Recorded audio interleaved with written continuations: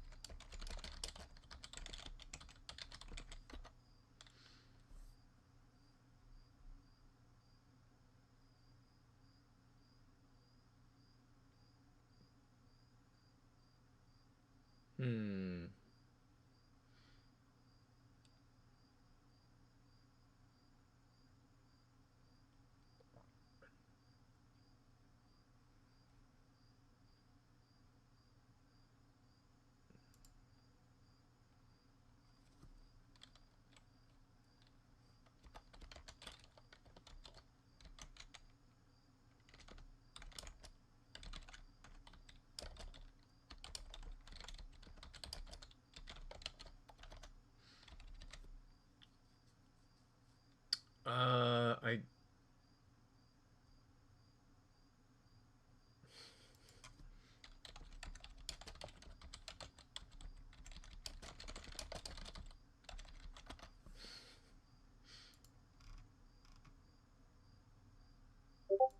Looks like I did not post the link, so if you are watching this, well, if you're watching this live, you might miss these first few minutes, but if you're watching the recording, then yeah, that's what's going on here. Let me get back over to Discord and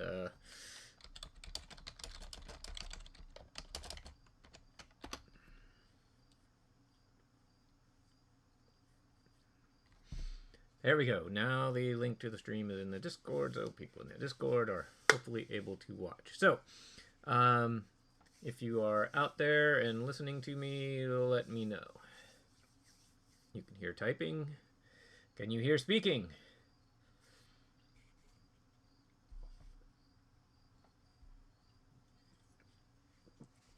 And, if you are tuned in right now, go ahead and say something on the Discord just so I know how many people are active and live.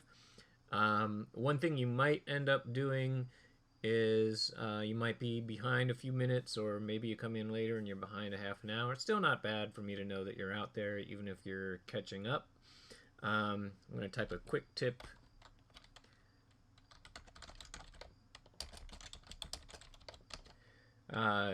into the Discord and say it out loud here. Use the playback speed to catch up if you arrive late to one of these sessions.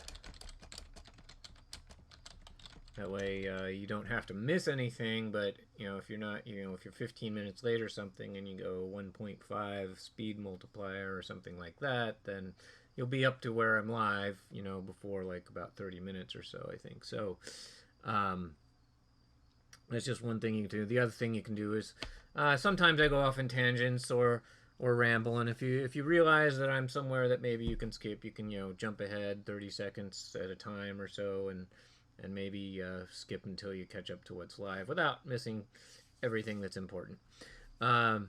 So at any rate, welcome. This is CSC-482, Design and Analysis of Algorithms. And my name is Scott Grimm. I'm your professor for the semester for this class.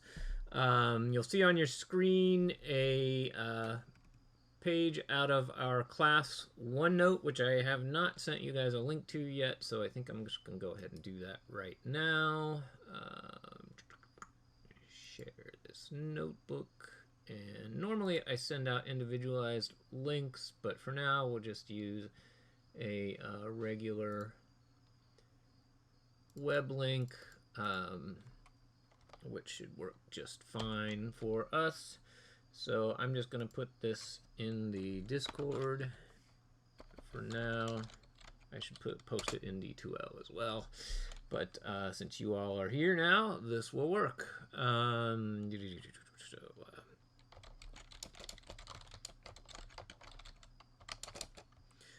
So the class OneNote, this is my preferred tool for organizing class notes. So pretty much all the content I create for this class will be collected in this OneNote. I don't use D2L for more than I have to. And we'll talk about that in a moment. I have that somewhere, talking about that somewhere in my outline here. But at any rate, as I was saying, my name is Scott Graham. I'm your professor for this course. And so you have your basic contact info and stuff. This is in the D2L as well. If you email me about anything course related, do put CSC. Wonderful. I have a car alarm over in the neighbor's yard going off. Hopefully they fix that soon. But if you do email me about anything course related, do please put square bracket CSC-482 square bracket in the subject line so that I can keep track of what class you're talking about. And I'm also much more likely to see email.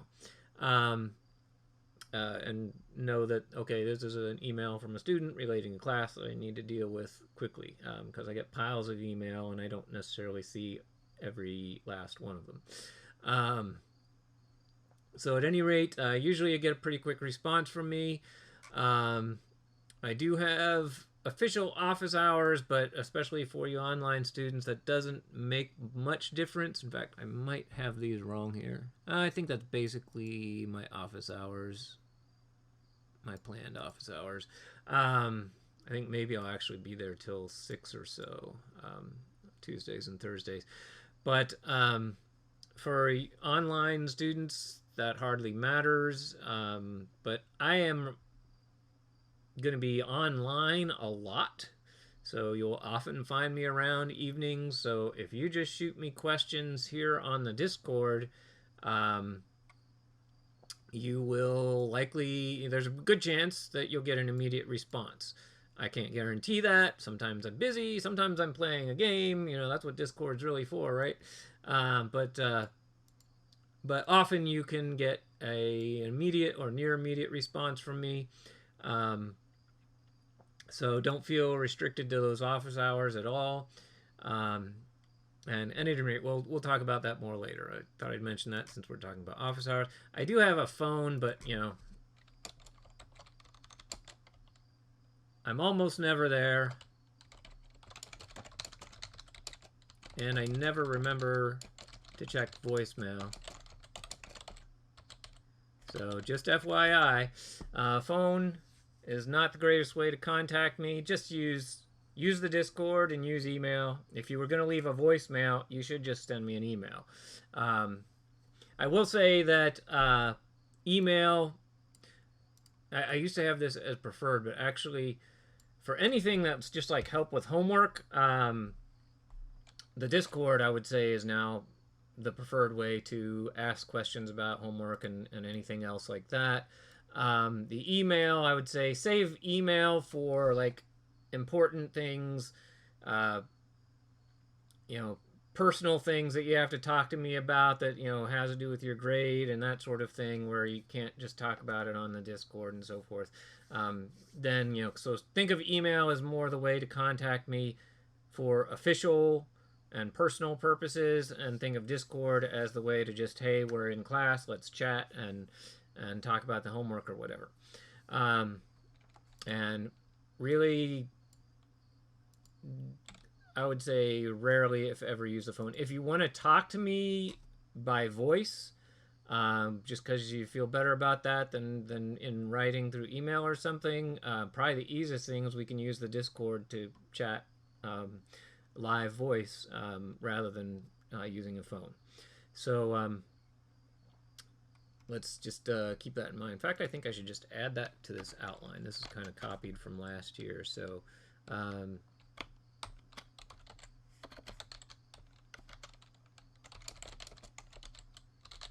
so I'm just going to put that into the outline here.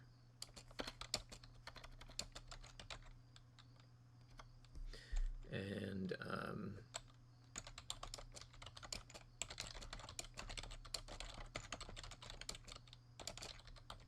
so best way for live voice communication if needed or desired. Let's see, and let's say I'm gonna take off where I say preferred there.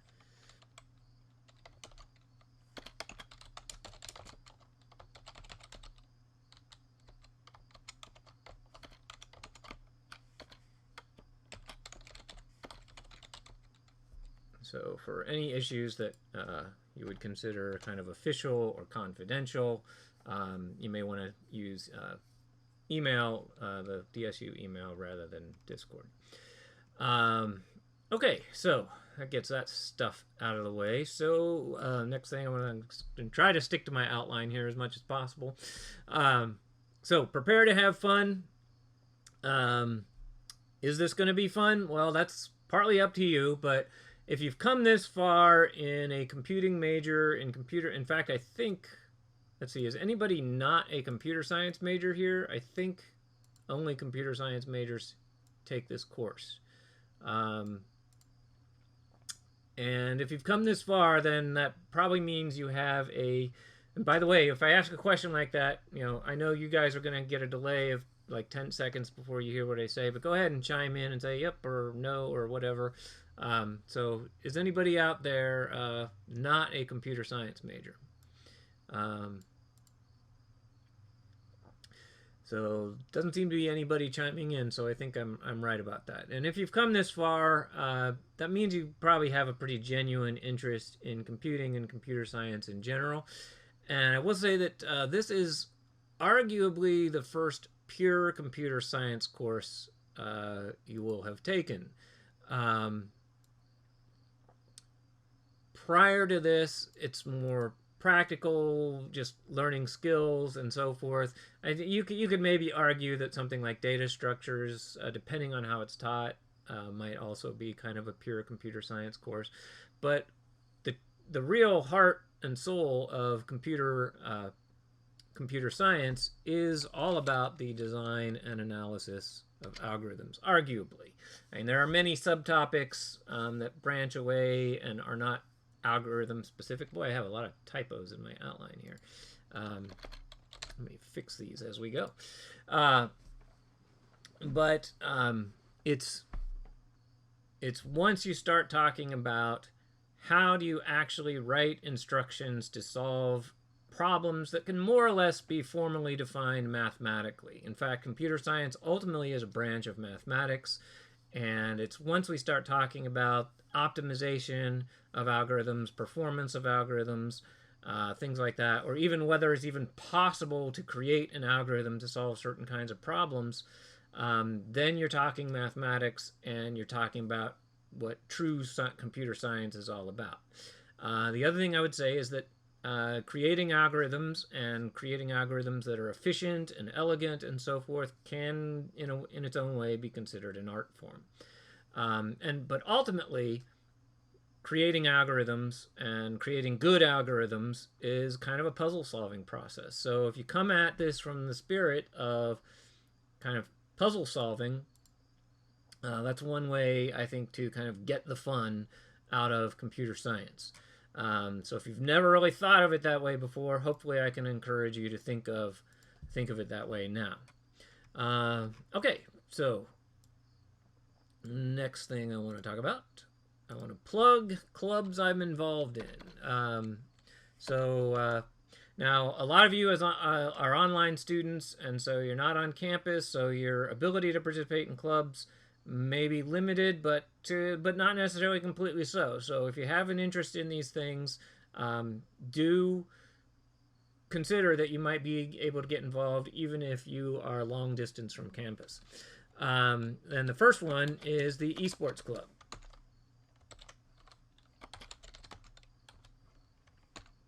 I'm the faculty advisor for that, and probably the best thing I can do here is just pop up the Discord link for the esports club. So if you have interest in esports, do join the esports Discord and talk to the people there. Introduce yourself and let them know what you're interested in. And because it's esports and a lot of games can be played over the internet, it's possible then to participate on esports teams and not be on campus. So I think that's one that is you're most likely to be able to be involved with remotely. Then there's the gaming club.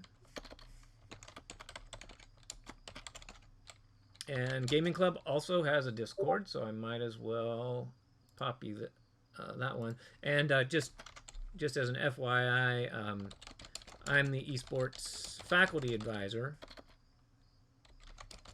for that club, hence my interest in plugging it. And another tidbit about esports is the school just started actually has a varsity esports team under the athletics department that's closely connected to the club, and we've hired a coach and so forth. So if any of you happen to be serious esports aficionados, interested in games like Overwatch and Call of Duty and League of Legends and on and on and on, the list of what they do is endless. So you might want to first check out the club and then see if you can try out for the team. I don't know if they will allow remote players to be on the team, but I think it's certainly possible. So I would definitely encourage you to check that out if you have any interest.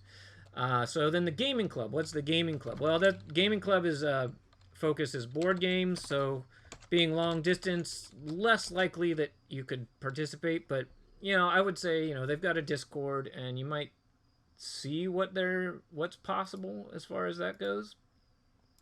So I'm going to go ahead and put the Discord for that as well.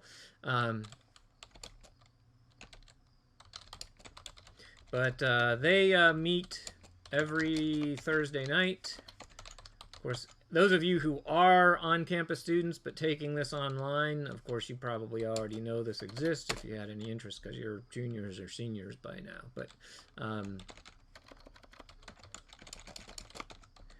But also related to the gaming club is NanoCon. I'm listing that sort of as a... Can I get all my formatting right? Kind of a subcommittee of the gaming club. NanoCon is an actual game convention that the gaming club runs. A lot of other clubs on campus participate and help out. It's this fall. I think it's around November 8th. I should have a link to that somewhere.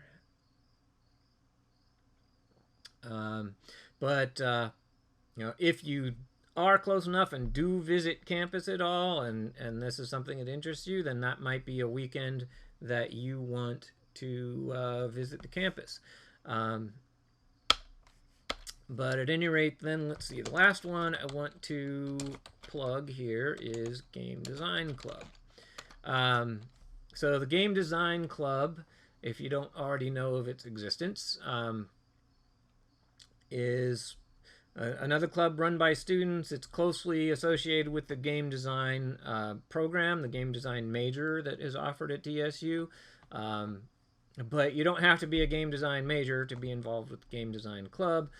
They do need programmers of all types. So if you have programming ability, programmers are always needed in developing games. And you are all computer science majors, so you all qualify. So if you've ever thought, well, I'd like to do some game programming or whatever, and you want to meet some other students that are interested in that sort of thing, Game Design Club is where you want to go. Let's see. I think there's a Discord for that. Do I have the Discord?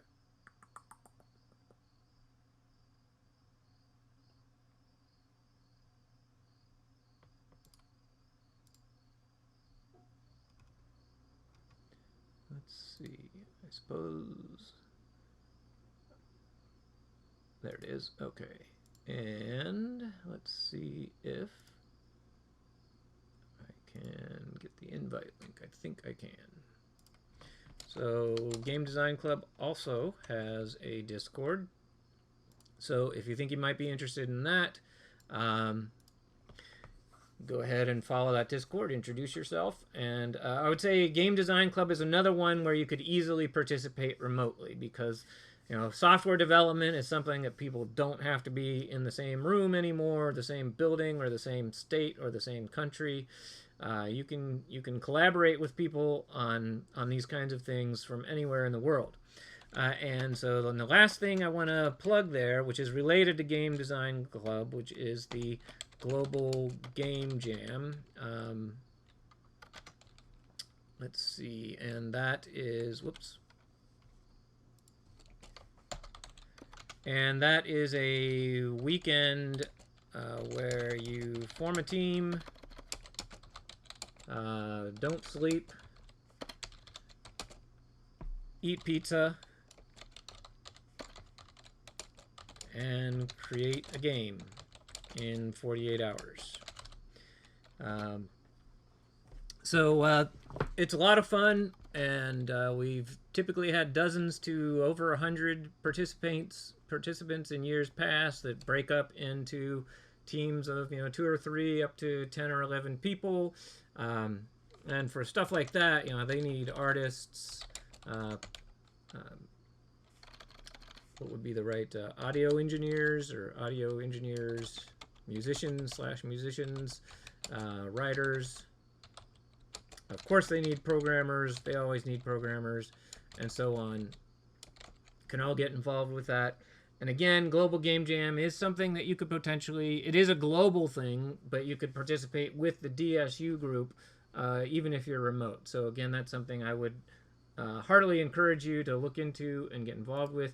That is like end of January. Like it's the last weekend of January.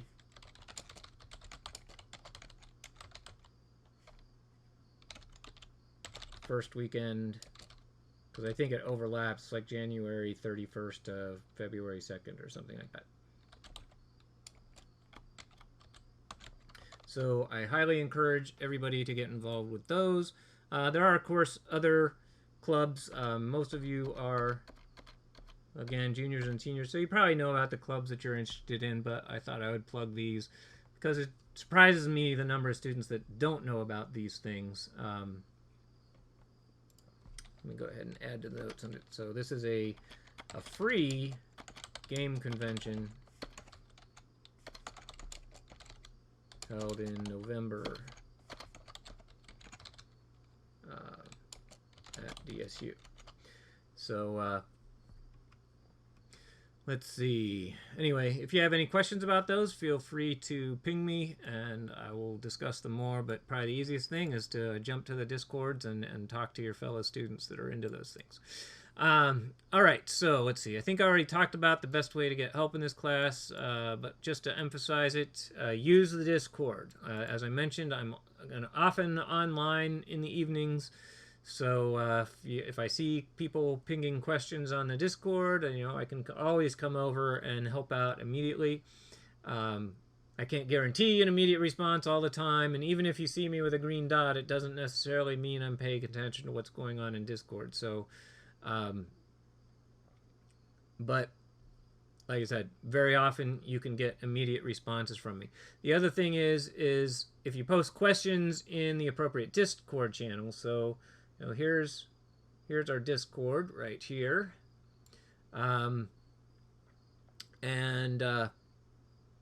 see, there's our channel. So for example, right now I have a general and announcements. I will create channels for each lab. So lab number 1,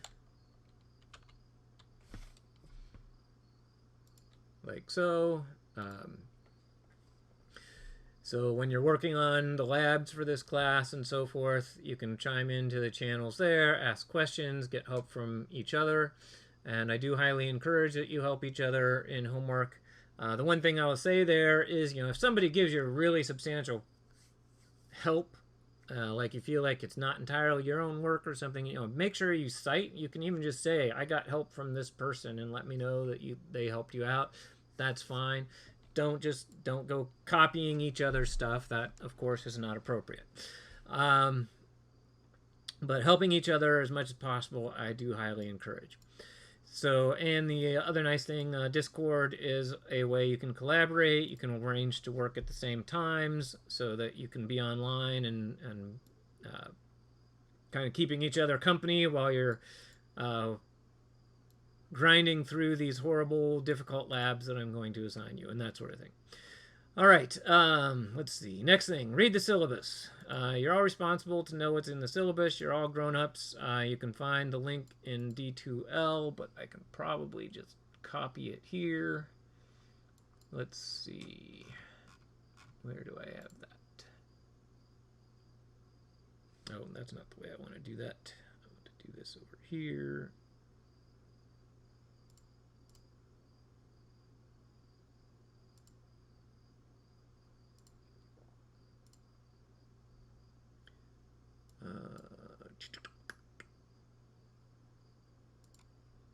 I'm going to go ahead and drop a copy of the syllabus into the OneNote as well here.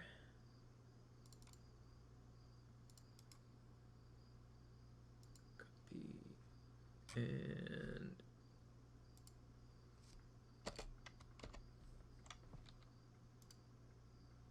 there we go. So now there is a copy of the syllabus that should be accessible in the OneNote here. Oh, by the way, if you didn't already follow that link I put in D2L, can you go ahead and try it? Or not in D2L, in the Discord here. Can you go ahead and try it? The OneNote link right here.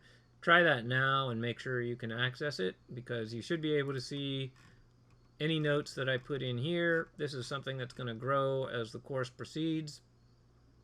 And you should be able to pretty much almost see live if I made any change. So, for example, this link to the syllabus, you can click on that to read the syllabus. Do read the syllabus. You are responsible for knowing what's in there. And yada, yada, yada. But you're all grown up, so I think I can count on you to do that. Okay, so I was following my outline without even realizing I was following my outline, because I was talking about make sure you can access the course notebook. So yeah, so if you did not follow that link to view the course notebook, please do so now. I would suggest bookmarking it somewhere convenient so that you can always jump back to the course notebook when you need to.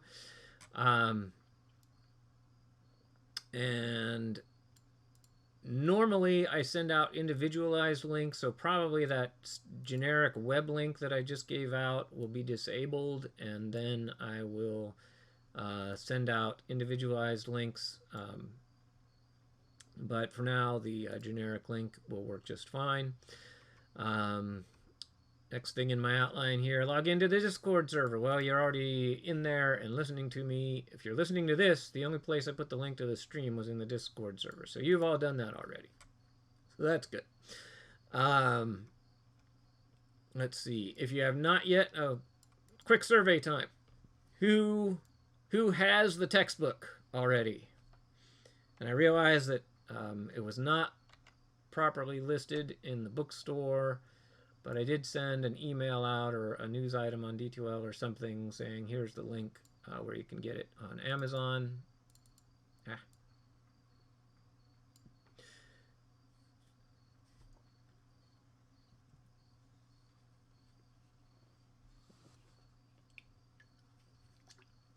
Ebook.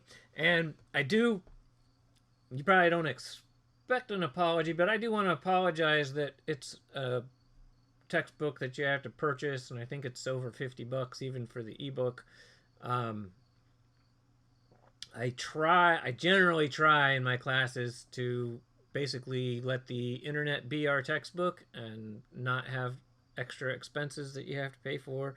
None of the software or anything we use is going to cost you anything, but for this subject, I haven't really found free resources that I would want to 100% rely on.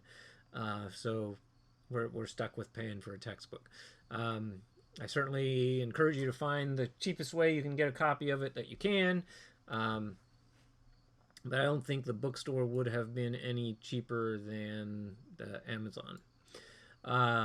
So at any rate, but if you are familiar with the way your fellow students might get it cheaper than on Amazon, then just let us know. Okay, so that's the textbook. So let me revisit this a little bit. I think I've probably said almost everything here already. Well, not exactly. So course content, the way you will get the information in this course. First of all, there's D2L, which is the university's standard method of online delivery of course material. I find D2L very cumbersome to use, so I use it as little as possible. That's why I'm using the OneNote. But we do need to use it for a few specific things, official purposes, basically. One is scheduling, in other words, the calendar. So scheduling and deadlines will be posted in the D2L calendar. So especially since you're probably using D2L for other classes, and you have your calendar in D2L that you probably rely on to know when things are due and so forth. That also is what I will do as far as any homework deadlines, etc., etc. Those will be scheduled in D2L. The second thing is we need an official place for you to submit your assignments and so forth. So we will be using the drop boxes. That's going to be the method of turning things in. And any quizzes and exams and so forth that I create will also be administered through D2L. So basically everything related specifically to turning things in, anything that's graded, etc., all goes through D2L. But the actual notes of the class, the information, the instructions for assignments, and so forth, all that will be organized in the OneNote, as well as, have pages with links to supplementary material and things like that. So that's how OneNote will be used. And then Discord is what we will use for our interactive sessions, for communicating back and forth. You can also use it for collaboration with each other, to help each other with homework. And it's good as your first point of contact to get help from me and from your fellow students on homework and so forth. So hopefully that makes clear what's going to be expected as far as where to look for what, and how this course will be delivered. And of course, if you have any questions there, fire away and I will do my best to clear up any confusion. All right, so that kind of gets all the basic stuff out of the way. And now we can start getting into the meat of the course.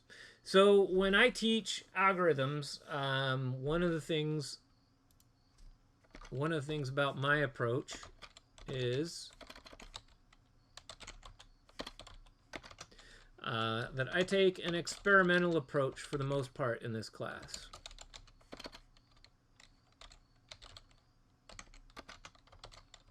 And that would be as opposed to theoretical or mathematical.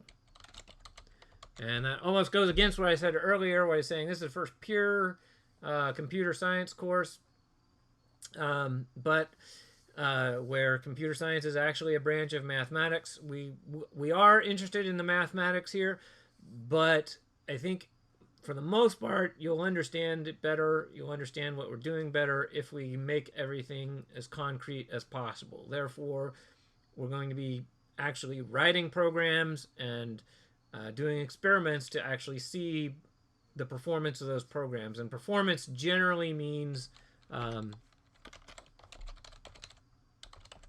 in this context, performance usually means how fast does the program run, or how much time.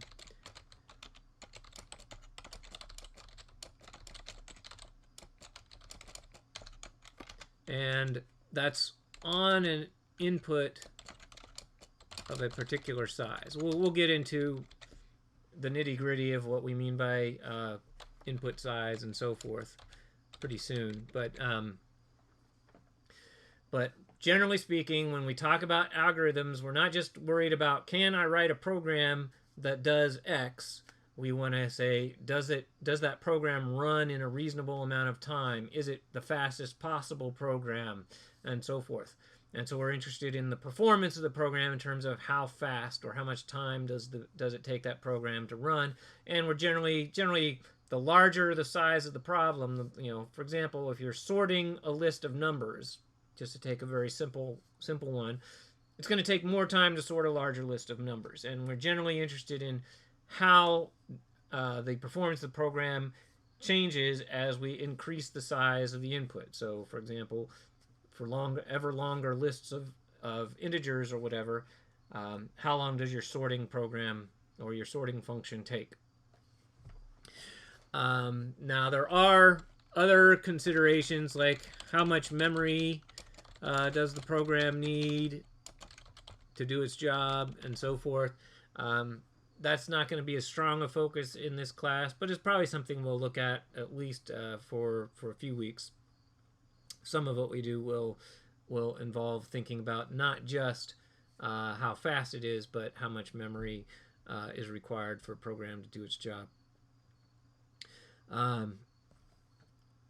Now you can take the concept of performance and you can analyze it with pure mathematics. You formally define your algorithms mathematically so that you can precisely define some kind of measurement of how many steps that algorithm takes, and then you can prove theorems that the algorithm will always take a certain number of steps and so forth for a certain size of input.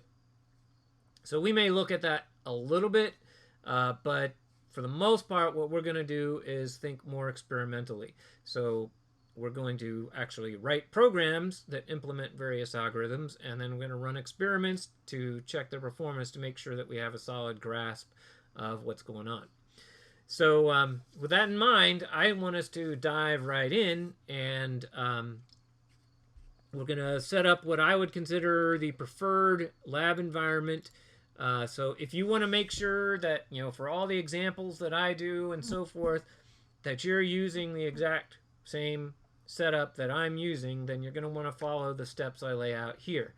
And I'm just going to walk through it for all of you. Some of you have worked in computing, and you've worked with virtual machines and so forth, and this will be pretty easy for you. But I imagine that there's a few of you who have reached this point where you're going to be glad that I kind of walk through step by step setting up a virtual machine, setting up a Linux operating system. You may have, depending on what classes and what instructors you've had, you may have done some work in Linux before, but you may or may not have had to set up your own Linux machine. So that's something we're going to do here, which is just a little bit of practical experience that you're going to get from taking this course that is not specifically related to algorithms at all, but I think it's very valuable for all the students here to get out of college with some Linux experience. So the more you get, the better. So in all of my classes, if possible, I make sure my students do that. That said, if you feel like you're a very competent programmer and you know your own computing environment that you like to use, your own languages that you like to use, you can discuss it with me if you want to do something different. And that'll probably be fine. So I just want you to make sure that you're not strictly required to use this environment. Let me actually put this.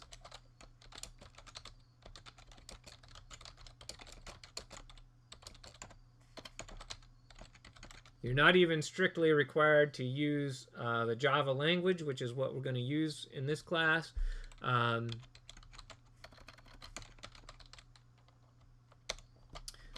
But I would highly recommend sticking with what I do.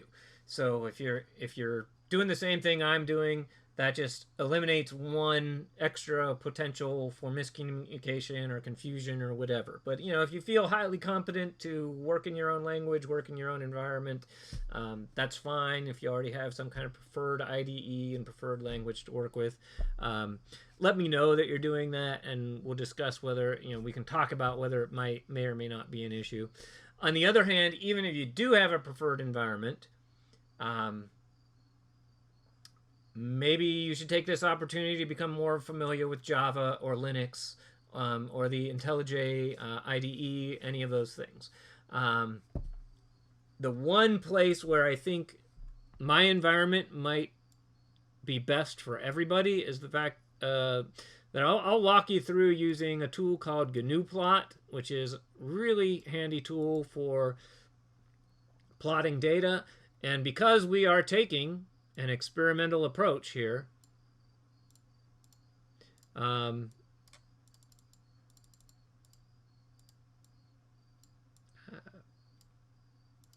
because we're taking an experimental approach, we are creating data and we want to be able to plot that data to show what our results are and so forth. And GNUplot, it turns out, is a really easy tool to use for plotting data. I don't know if we're going to get to that tonight, but we'll definitely start using GNUplot this coming Wednesday, so just a couple days from now. Well, actually, I think you can get GNUplot for Windows as well. So, if you really just don't want to do the Linux stuff for some reason, you can probably get away with using IntelliJ and GNUplot for Windows. But again, if you're not gonna use my setup, you're kind of on your own as far as your own tech support. But if you use my setup, then I'm happy to help you figure out any technical issues that crop up and so forth. So just a quick survey. How many of you have used Linux at all? Well, let me say this. How many of you have done some programming in Linux, not just used it? Who has done programming in Linux out there? And who has not? So say yes or no whether you have or have not used Linux before. Oh, you know what I forgot to do? I forgot to tell you guys to start some downloads at the beginning of this. So we're going to have to wait around for downloads. Shouldn't take too long, though.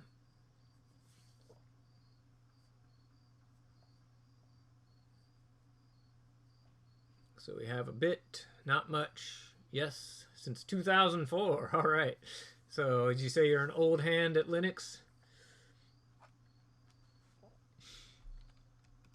So we're going to have variable experience. So what we're going to do is we're going to actually create a virtual machine. Then we're going to install Linux on that virtual machine. And then we're going to set ourselves up with the OpenJDK for Java, the IntelliJ IDE.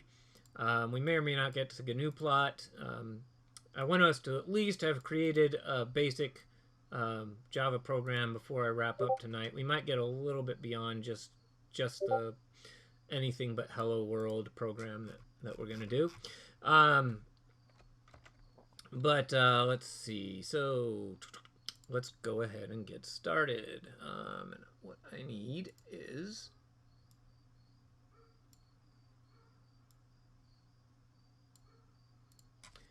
a window here. So let's see.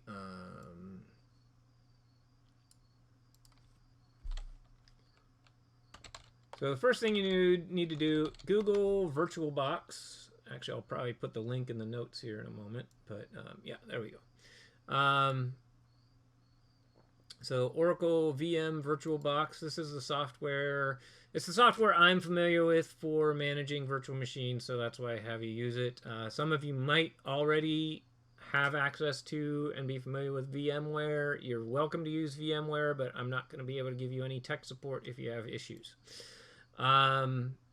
Let's see. So we can just jump to downloads, and I'm going to put the download link in the notes.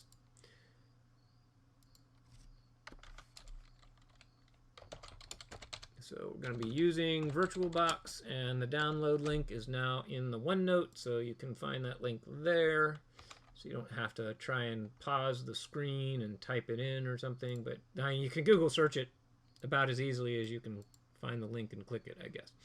And choose window or OS host. I guess if your host machine, if your native machine is already Linux, then maybe you don't really need to get a virtual machine. But if you haven't done virtual machines before and you have a Linux machine, you might want to mess around with using VirtualBox on Linux. I don't know, but that's up to you. But click the appropriate operating system. Most of you, I imagine, are going to be running on Windows. So just go ahead and do that and save the file. And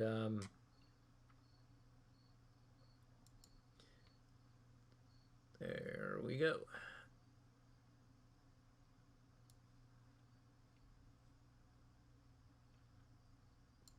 And let that download.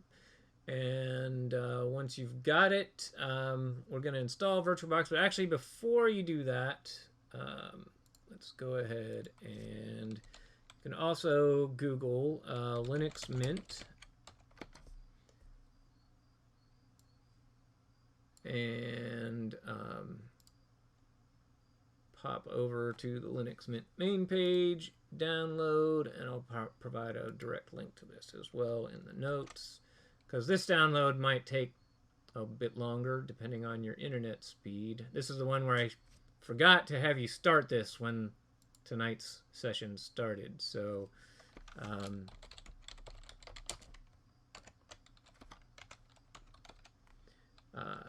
get 64-bit Cinnamon.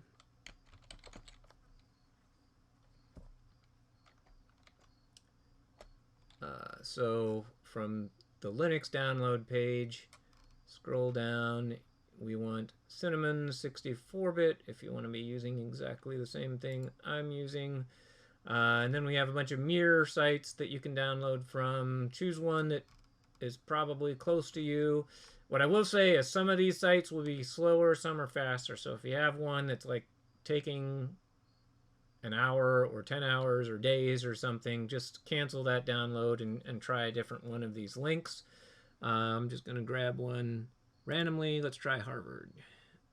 See what that does for us.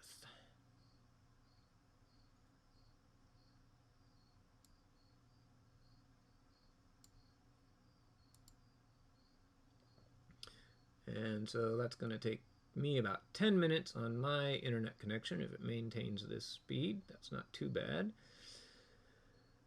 I'm getting a couple megabytes a second right now. So hopefully, well, this is probably a good time for us to take a break. I need to grab another soda, and my voice is getting scratchy because it's a new semester and I haven't been used to talking all summer. So let's go ahead and take a break while this downloads, and then we'll jump into installing VirtualBox. If you want to install a VirtualBox yourself, pretty much click next. It's straightforward. No hitches there, and then we can start setting up a virtual machine and installing Linux in it. But we do need the Linux download before we can do that. If anybody if your internet connection is slower than mine and it looks like it's going to take you a long time, just say something in the chat. I mean, worst case is you just pause the video or come back and watch the video later to follow the later steps once you have the download finished. And okay, I'm going to take a break now and be back in about 5 minutes.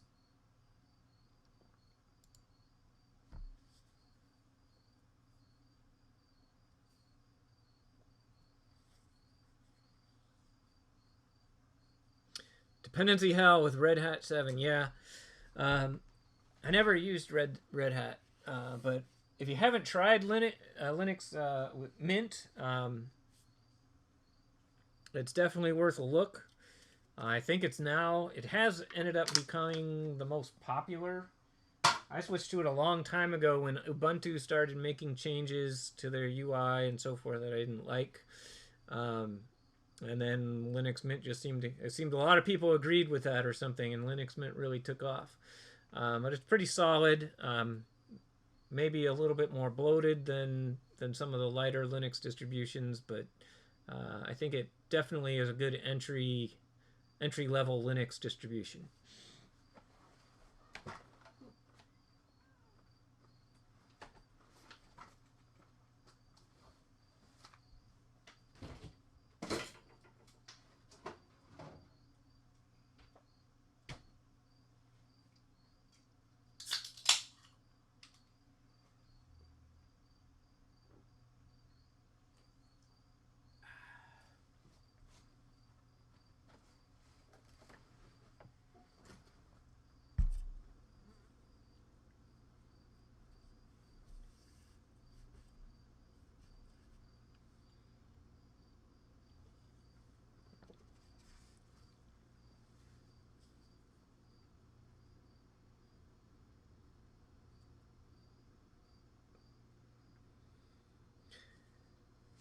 My break just constitutes walking to the refrigerator, getting a soda, opening it, sitting back down here. But I think I will give you all a few minutes because I imagine most of you are going to have in the same ballpark of a download time as I'm having.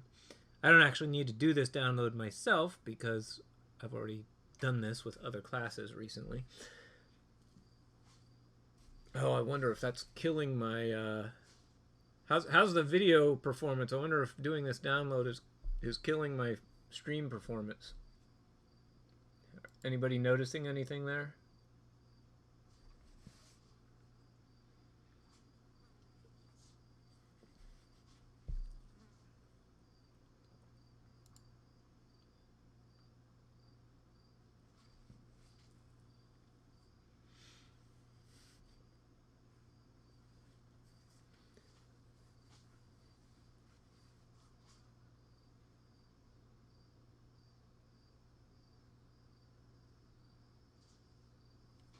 I know what I can do. I can eat something. I've forgotten to eat all day. Happens a lot.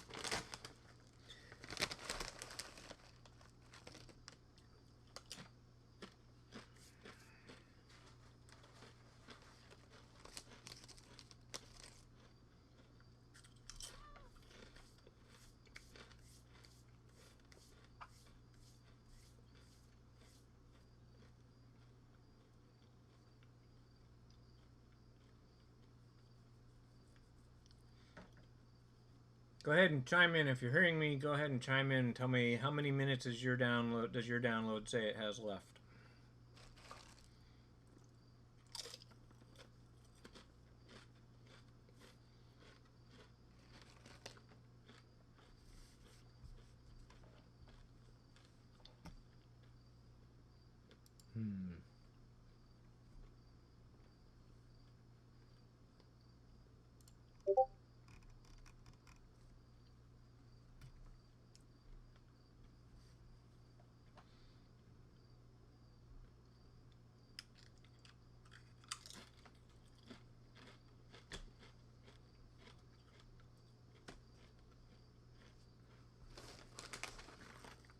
Now my cat is on the desk.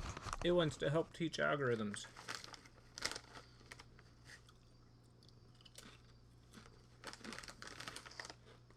Go on, cat.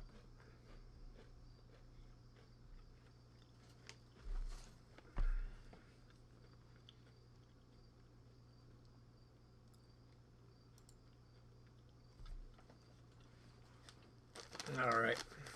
Maybe we should make it a long break because I can't really do a whole lot until we have this downloaded. And I'm kicking myself for not remembering to tell you to do this right at the beginning of the session.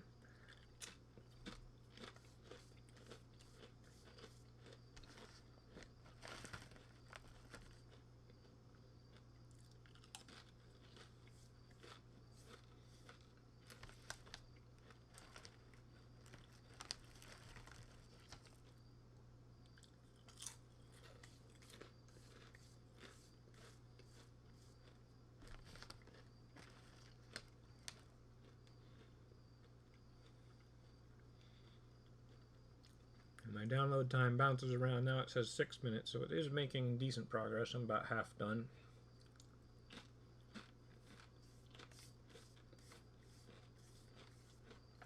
Surprisingly, this isn't killing my... And it is download and the stream is upload, so they're two different bandwidths, but I'm still kind of surprised this isn't killing my stream.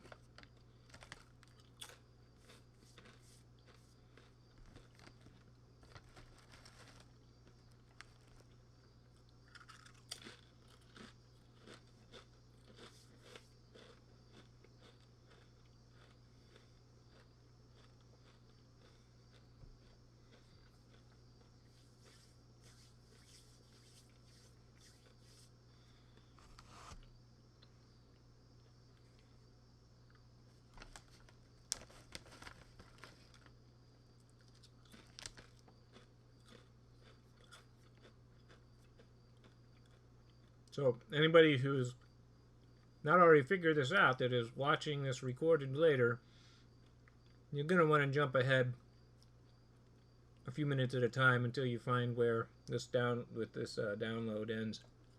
I don't know why I don't have this on screen here.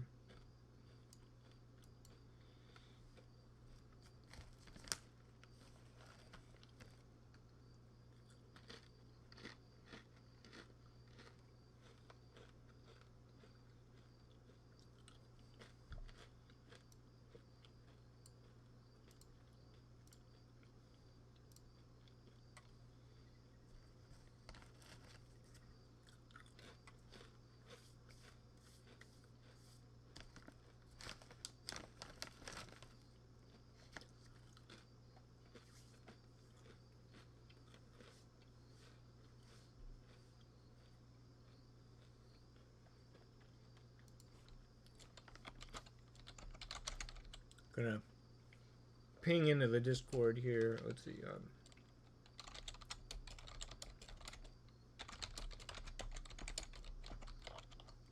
Who's out there watching live? Just ping something just so I know you're out there. And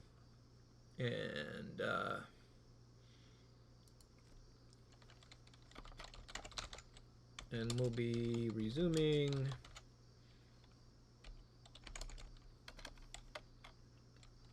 at, let's say,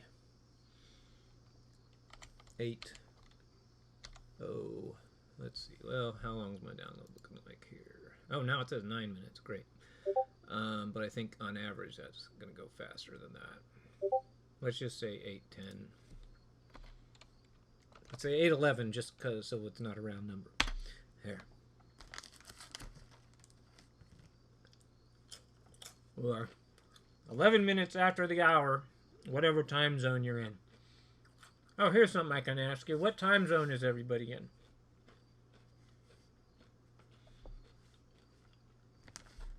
Or if you don't mind, just say where you are. Like, is anybody overseas or at least across the country or what?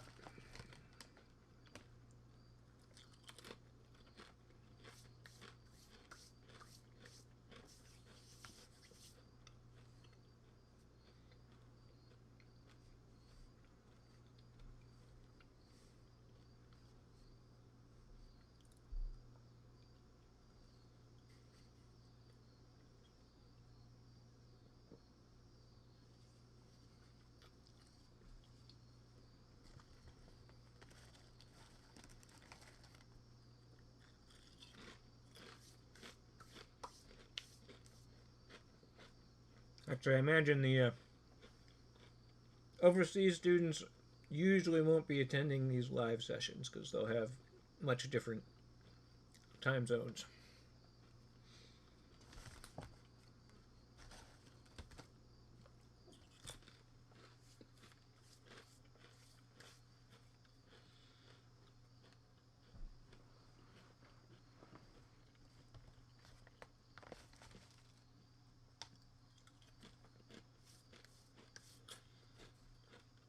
And how much time do y'all have left on your downloads? Mine, claiming 8 minutes, was 2/3 done. I don't know, will it be done by 8:11? It'll be close.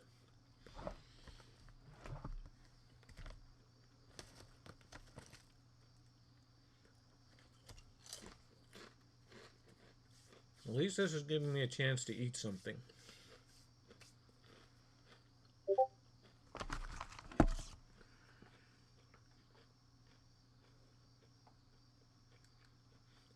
Cody's the only one answering me on the download time. Does that mean the rest of you are not currently downloading this? It's okay if you're planning to do it later. Just wondering.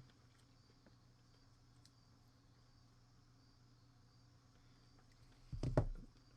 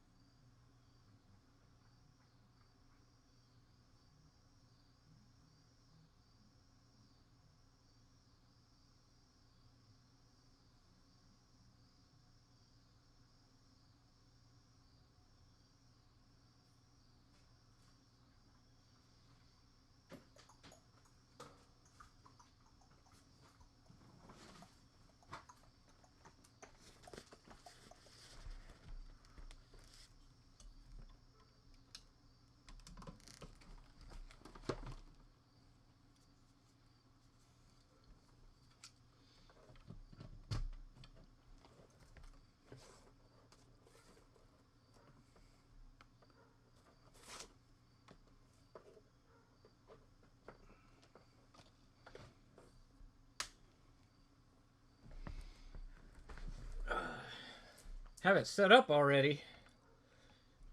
Were you in one of my previous classes where I made you do this, or you just already were using Linux Mint yourself?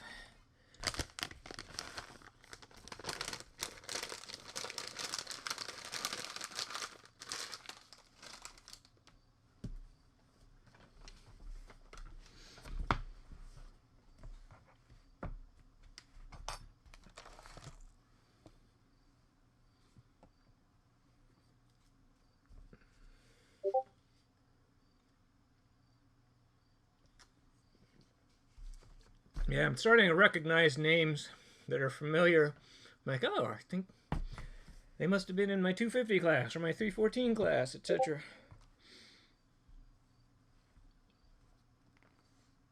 Unfortunately, with online, I rarely get to put faces to names.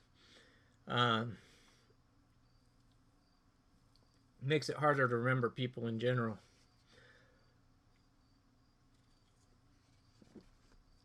Not that I'm any good at learning names.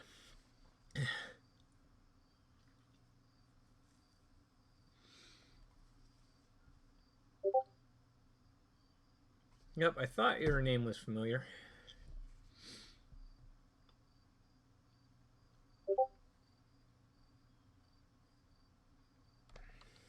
A newborn. Oh, congratulations. That's the other thing I always forget about my online classes, that there's a lot of students that are not in that 18 to 22 age range and that particular college student walk of life. I imagine every once in a while I even have somebody in here that's older than me, but not too many.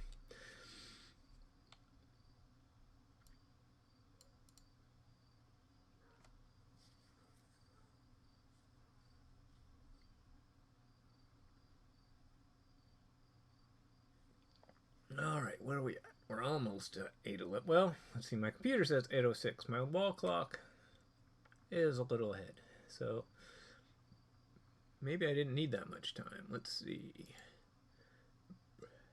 Failed.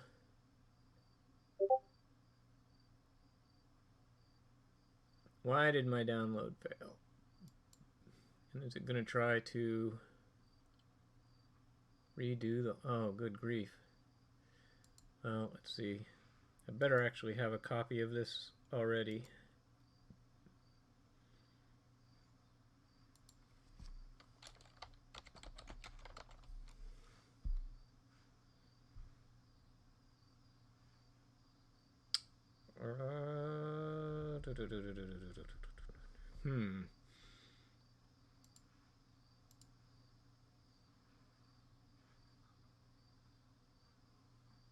Why? I thought I clicked it to retry. Oh, I'm going to try a different... This could be inconvenient.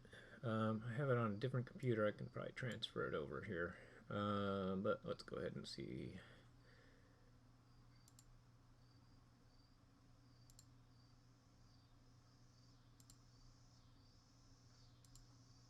There we go.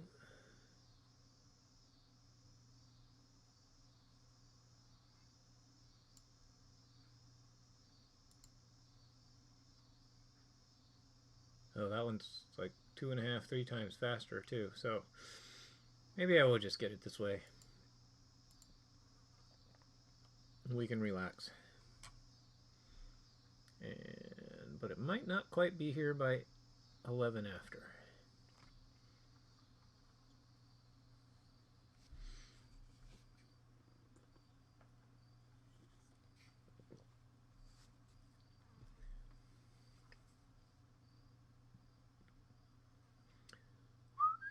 Well, we might as well at least install. Go ahead and run the VirtualBox installer if you haven't already.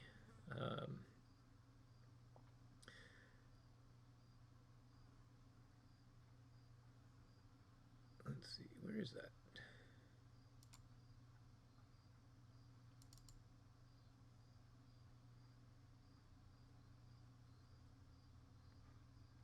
So we can go ahead and start doing that. Wait. So to set up Wizard, like I said, you pretty much just go with the default settings on the VirtualBox installer all the way through. That only takes a moment to install. I think when I do it, it's going to want to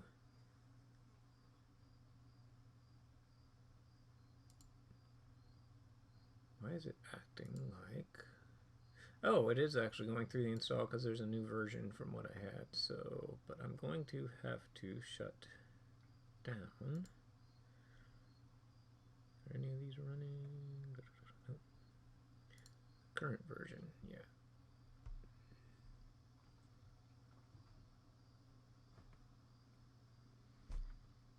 Oh, maybe I don't want to do this because it's going to interrupt my stream. Well, just a warning, the stream might get interrupted. I'm going to go ahead and click yes here, just for grins. So if the stream gets interrupted, it will resume momentarily.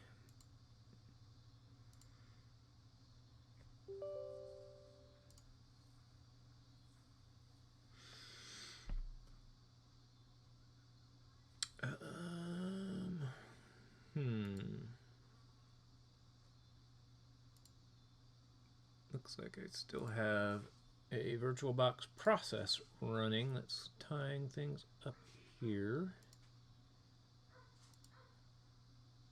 Let's do this.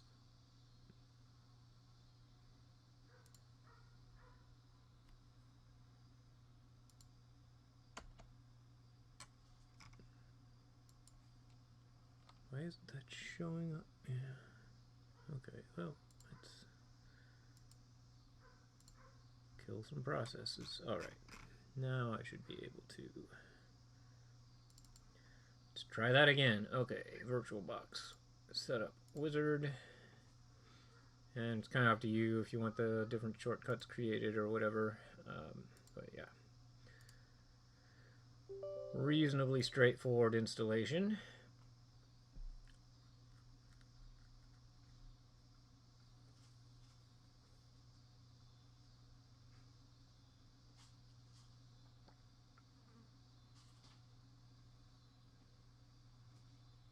Let's see, we started a little after. Yeah, we're making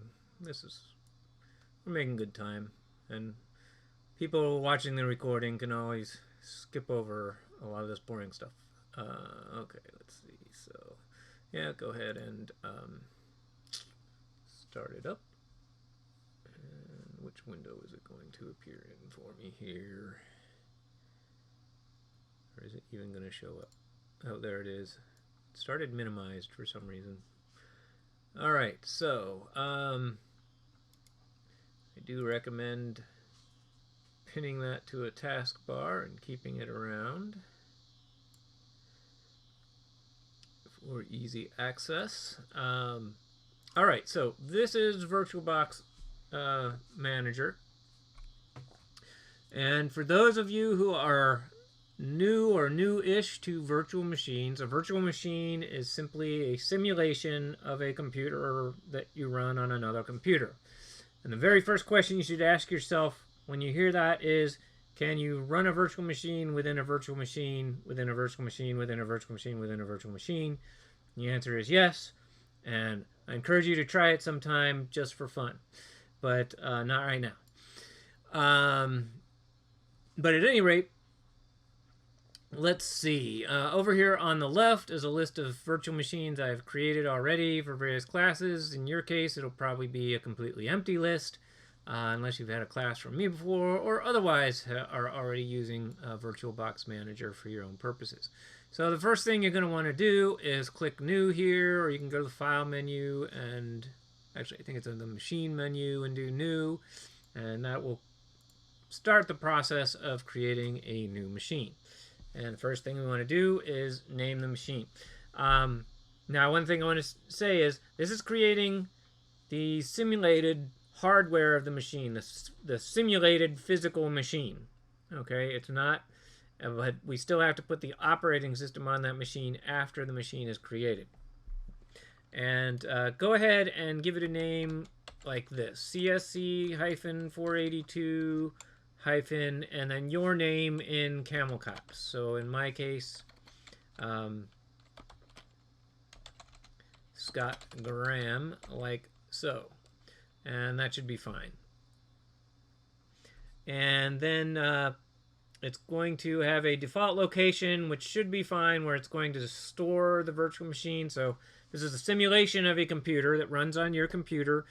That simulation, there's data files that describe the state of that simulation that have to be saved somewhere. That's simply where this is going. So it's managing the files that represent the simulated computer, just as Microsoft Word manages and edits Word documents and so on and so forth.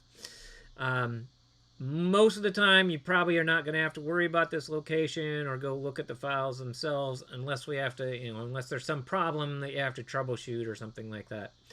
Occasionally, you might go here if you wanted to copy a virtual machine to another computer or something. You might want to go get those files and copy them. But usually, you're not too interested in where these files are saved. We're making this machine for Linux.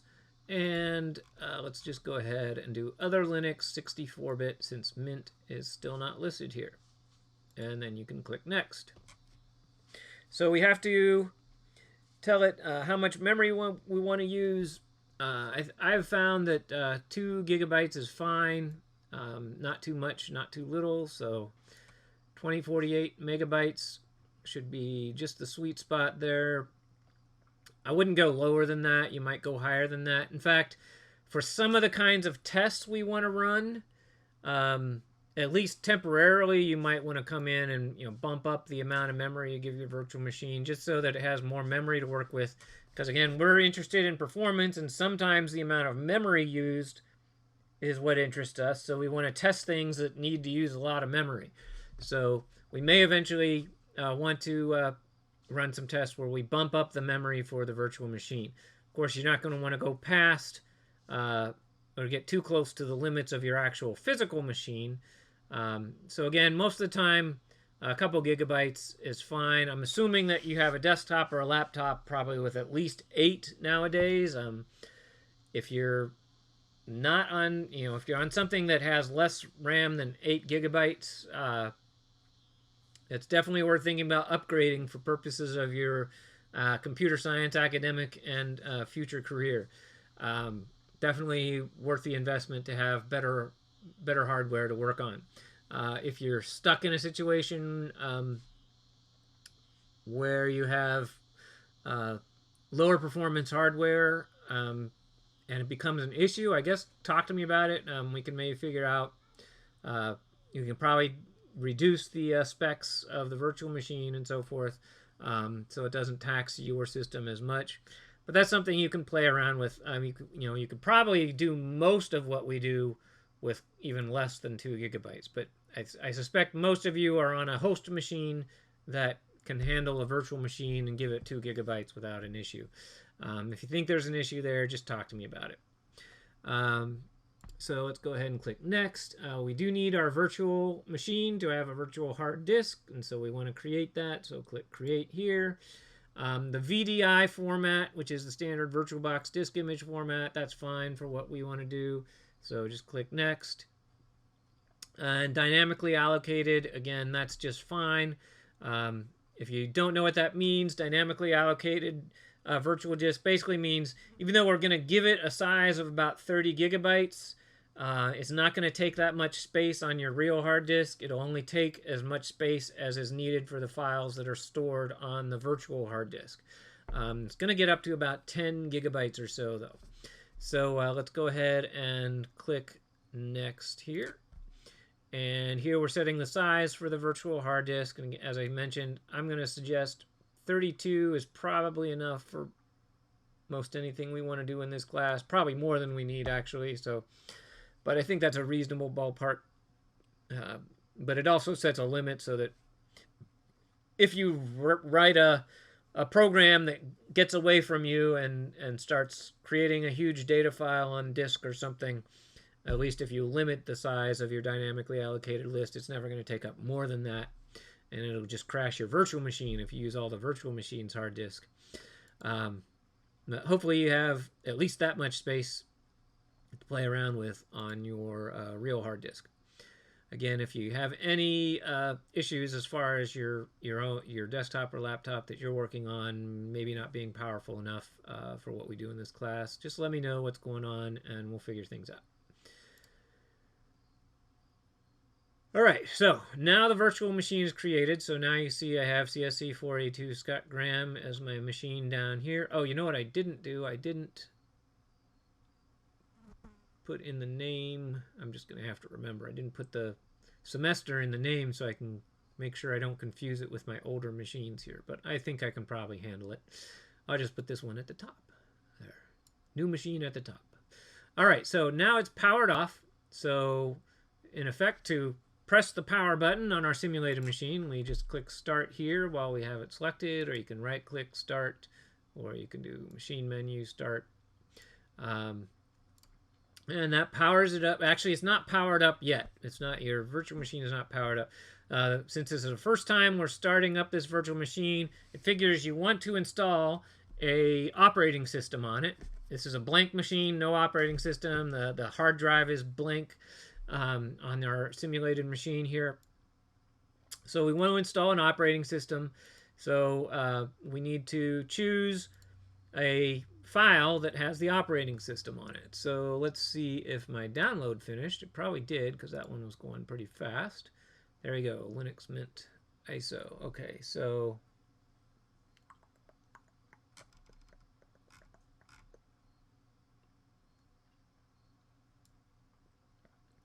there we go. Just a moment here.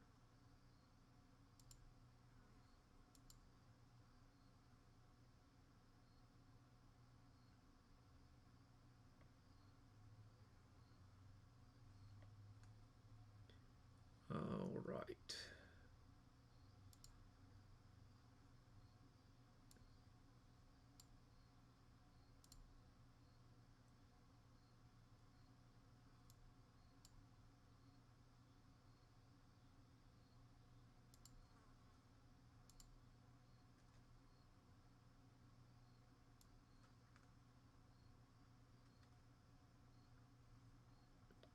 Okay, so find your Linux Mint 19.2 cinnamon 64bit.iso. That's basically, don't know what an ISO file is if you've never heard that before. ISO files are basically files that represent an exact copy of the data on a disk like a CD-ROM or a DVD or other optical disk.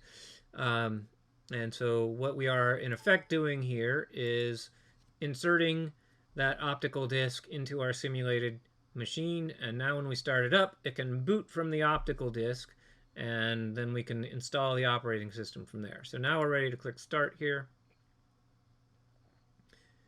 And okay. Don't need Firefox hanging around anymore, so there we go.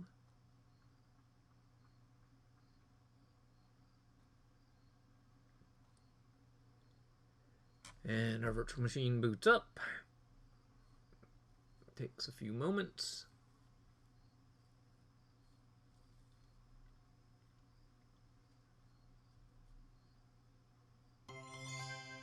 And there it is. Now, right now, it is booted up from the optical disk, from the simulated optical disk, and not from its own hard disk, because the hard disk of the virtual machine does not have an operating system installed. So we have the optical disk in there. That's the installer. So we just want to double click that to actually run the operating system installation.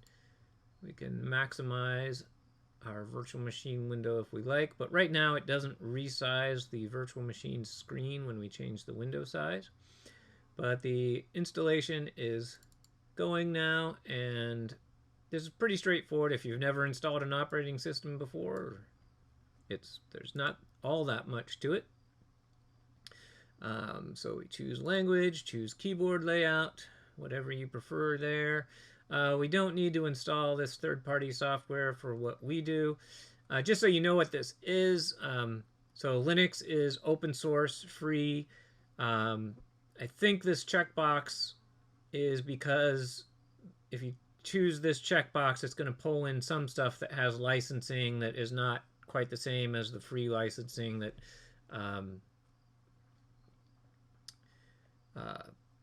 Linux uses. So they want you to opt in. It's not a big deal, but it's also going to slow down the installation, and it's not anything we need for this class, so just best to just leave that out. So we can click continue there, and let's see, so erase disk and install Linux Mint. That's exactly what we want to have happen. Of course, that sounds scary, but this is only talking about our virtual machine's disk, which is already blank, so we're not in risk of hurting anything here.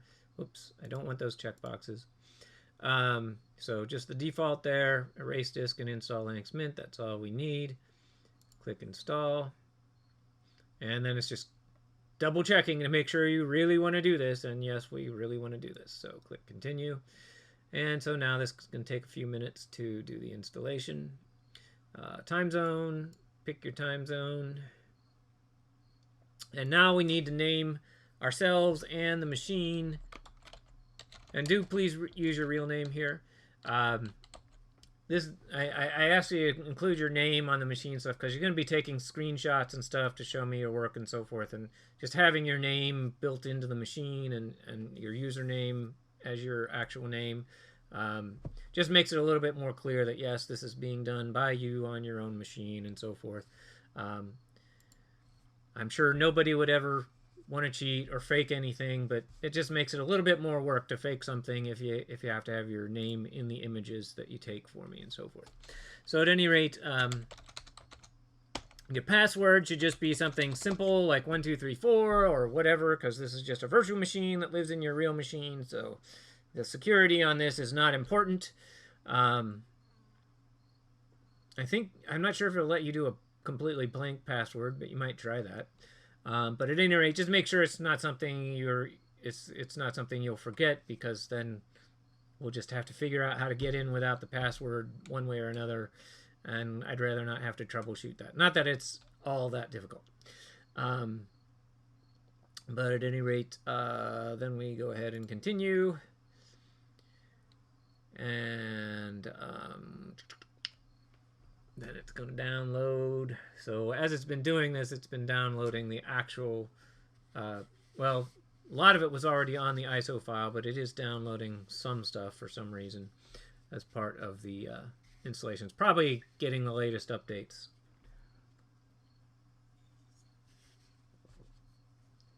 And one thing that does take some extra time that you don't need, if you get a message here that's downloading language packs, you can definitely skip downloading the language packs. Oh, it's not downloading, it's copying. So it's copying from the ISO file into the virtual hard disk right now. Now there might be a step here coming where it's downloading the language packs, but I'm not sure. That may have happened so fast for me this time that it's not going to have that step. You can always click the little arrow if we want to see. Well, let's see. Are we going to be able to see anything? Nope. We don't have the screen width to be able to see any decent messages there.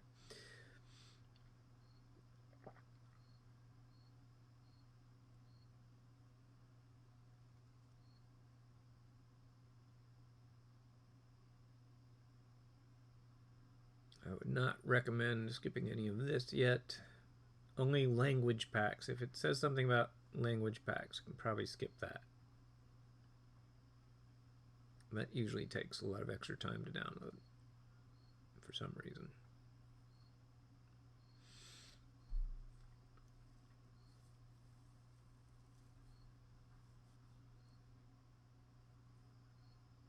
Yeah, the language packs we can skip. Well, it's actually not taking that long to download for me this time, so not a big deal. I think when I do this in my classroom and I have 20, 30 students all doing this at the same time, sometimes downloads take a little longer.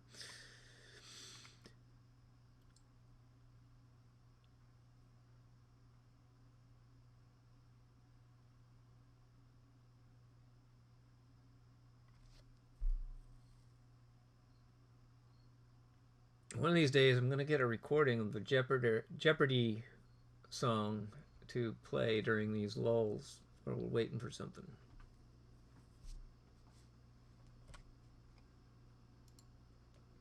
What am I thinking? I have a computer.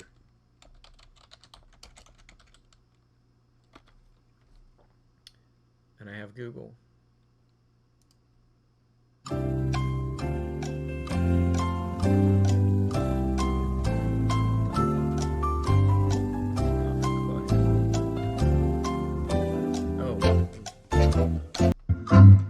There we go.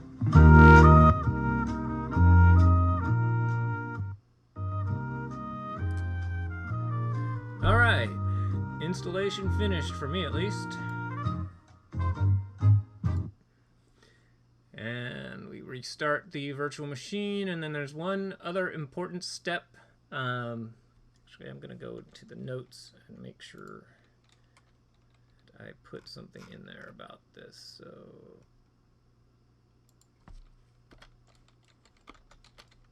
we don't miss the guest additions step just after installing Linux. That's what I'm about to do right now.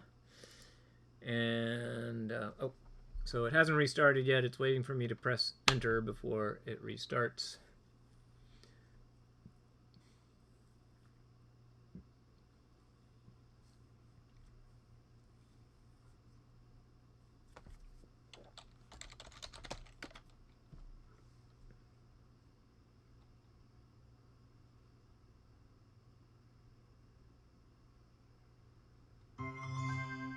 Alright, so now my virtual machine is live.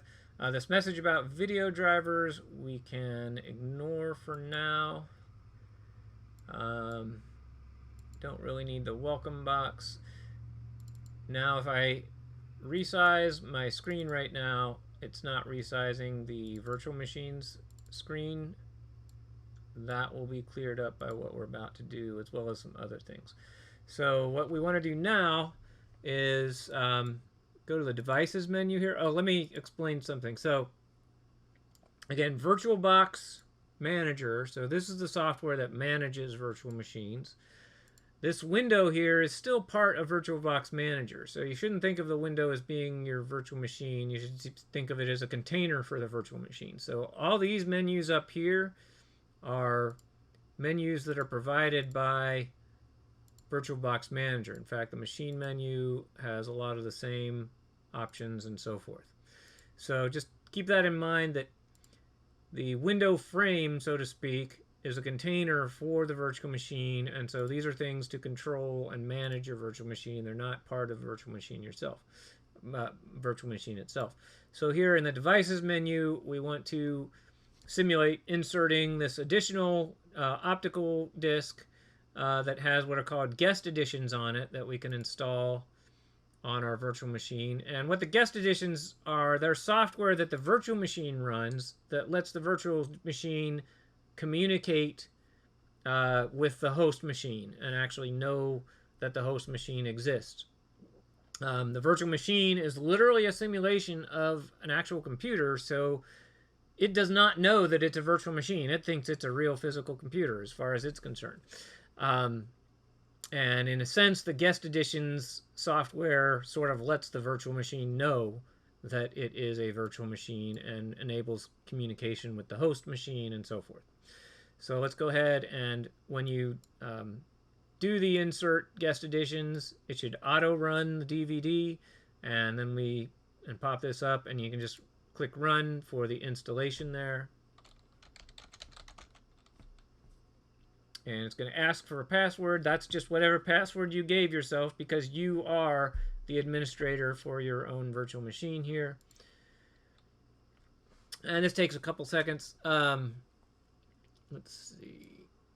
So one tip is if sometime during the semester you update your Oracle VM VirtualBox Manager, they publish updates, and so when you start it, it'll say, do you want to update? And you might do it without thinking or whatever. If you do update VirtualBox Manager, you probably want to come in and do this with the guest editions as well, to make sure that the guest editions version stays in sync with whatever your VirtualBox version is. Often it doesn't cause any problems, and often I forget and it hasn't hurt anything, but eventually over enough time something gets screwy if you don't keep those in sync.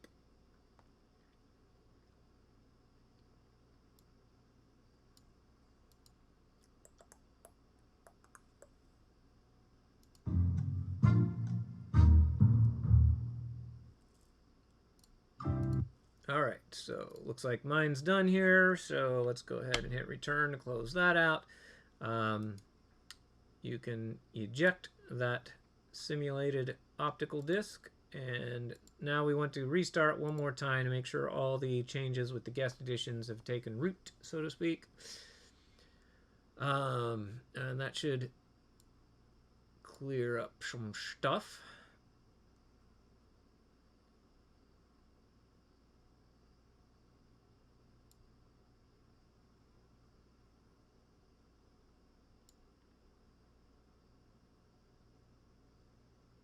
Oh, I think I skipped one or two little steps setting up the machine that we might need to do here.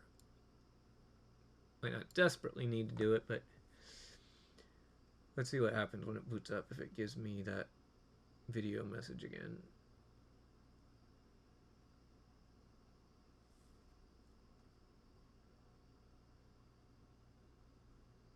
Usually the reboots are a bit faster, but this one right after doing the installation and guest editions takes a bit longer. Time for Jeopardy music again.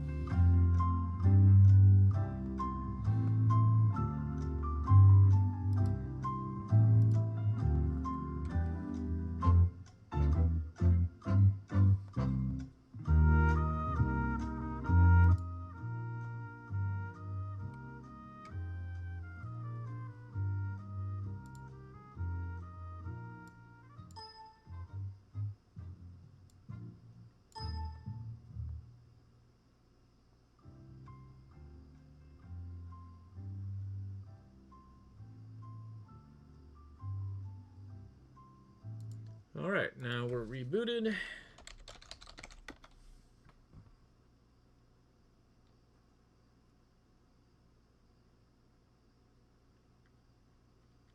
And logging in. And now if we resize the window, the Linux window also resizes with us. Okay, yeah, so we're still getting that message about video drivers. Let's go ahead and clear that up now. So I believe what we need to do actually is let's go ahead and do a shutdown on the machine. So that's a lot like in Windows. Have a little Linux Mint icon down lower left. Have a power button icon here. And then we can just choose shutdown. So we're going to have to restart it again, but this one should go a bit faster.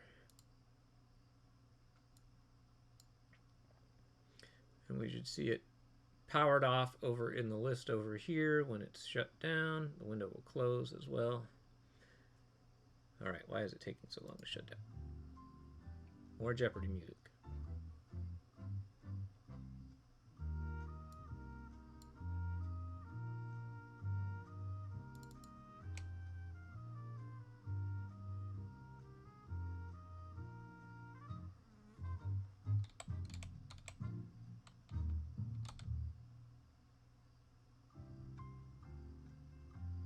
I wonder if they've changed something in Linux, so I don't remember having to deal with this with past classes. It's taking so long just to shut down.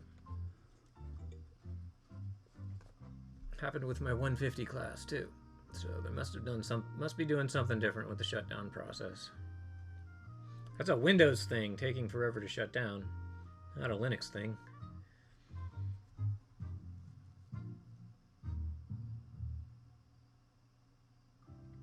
Most of the time you don't need to shut down and restart. Well, if you're new to the virtual machines, we'll be seeing how you can kind of pause your virtual machine and just keep it in a saved state. Usually you don't have to do a shutdown. All right, so that's done. All right, so now that we have it powered off, let's go into settings here. Let's see. Under advanced, this is one thing, this isn't about that video, but you're going to want to have a shared clipboard between your virtual machine and the host machine, so you can do cut and paste back and forth. Drag and drop,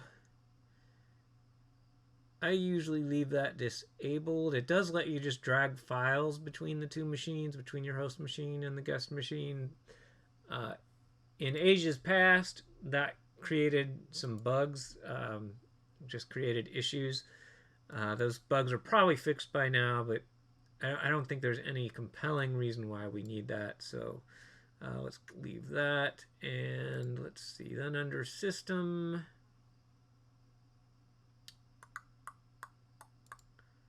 trying to think. Depending on how many CPUs your host machine has, if you want your guest machine to run faster, you might give it additional CPUs. However, most of our experiments, we want to think in terms of how long does it take a single CPU to run a process. So in that sense, maybe keeping it at 1 is better. Let's see, over here on the display, 16 megabytes is probably fine.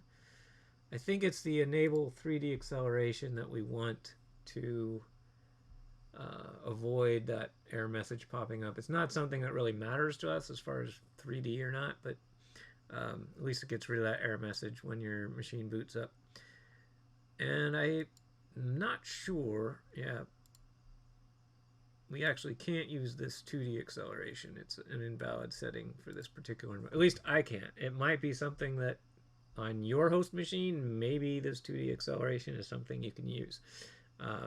So you might try that out and see if it improves anything on your virtual machine. But in my case, I've never been able to use that.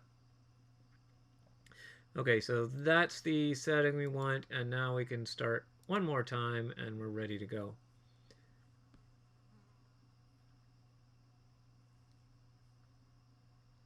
By the way, everybody can understand me just fine, right? If you are at all, I just realized I kind of had my hand a little bit half covering my mouth there for a few sentences, and I'm not sure if it made it any more difficult for you to hear what I was saying, but if you do have any trouble understanding what I'm saying, if I'm going too fast or anything like that, don't hesitate to say something in the Discord and try to get my attention, and I will try to fix whatever the problem is. All right, here we are in our Linux Mint setup, ready to go. Let's see, we're getting close to 9. All right, and my cat is trying to help out again. There we go. So if you haven't used Linux Mint in particular before, the layout and so forth is very Windows-like. So you have a file explorer, you have a taskbar, you have a start menu, and so on and so forth. Of course, everything's the same, but everything's different. But it shouldn't be too difficult to kind of learn your way around it if it's new to you. One thing you would typically do in Linux that you would not do as much in Windows is work with a command line interface. You've probably used the command window CMD in Windows before for troubleshooting or something like that, but you probably haven't used it a whole lot. But we're going to use the command line interface in Linux probably a bit more, although maybe not as much as in my other classes. But now that we have Linux up and running, we need to move on to setting up the environment we want. So let me pop back to my notes, make sure I do things in the order we need to do them. So next thing we need to do is install a Java development kit. Because we are using Java, I don't think I think I've sort of slipped that in a couple times here, but I don't think I've explicitly stated that we're using Java for this class. And in fact, I hope I didn't leave in the syllabus that we're using C, C++, and confused anybody. But yeah, we'll be using Java because that's what the new textbook I've picked out uses, and I figure it's just going to be easier on everybody if we stay consistent. That said, you can use excuse me. You can use a different language if you really want to. Again, you should probably discuss it with me ahead of time. But I would say just take this opportunity as a reason to become more familiar with Java if you're not already particularly familiar with it. I will be able to point you to resources so you can come up to speed pretty quickly. Most of what we need to do, is basic programming stuff that'll look almost the same as C or C++. So there's not going to be that much Java to learn. I mean, you just have to become a little bit familiar with the environment, a little bit familiar with a few different keywords and stuff. All of it's stuff that you could easily Google. I can point you to resources and so forth. And at least tonight, I'm just going to walk you right through some stuff. So it shouldn't be too bad. And in fact, a full disclaimer, I haven't worked in Java very much in years, so I'm going to be rusty myself, but I'm switching to it for this class, again, because of the textbook. So at any rate, we've got our VirtualBox set up with Linux, and our next phase here is installing Java. And I think maybe what I want to do is send you to...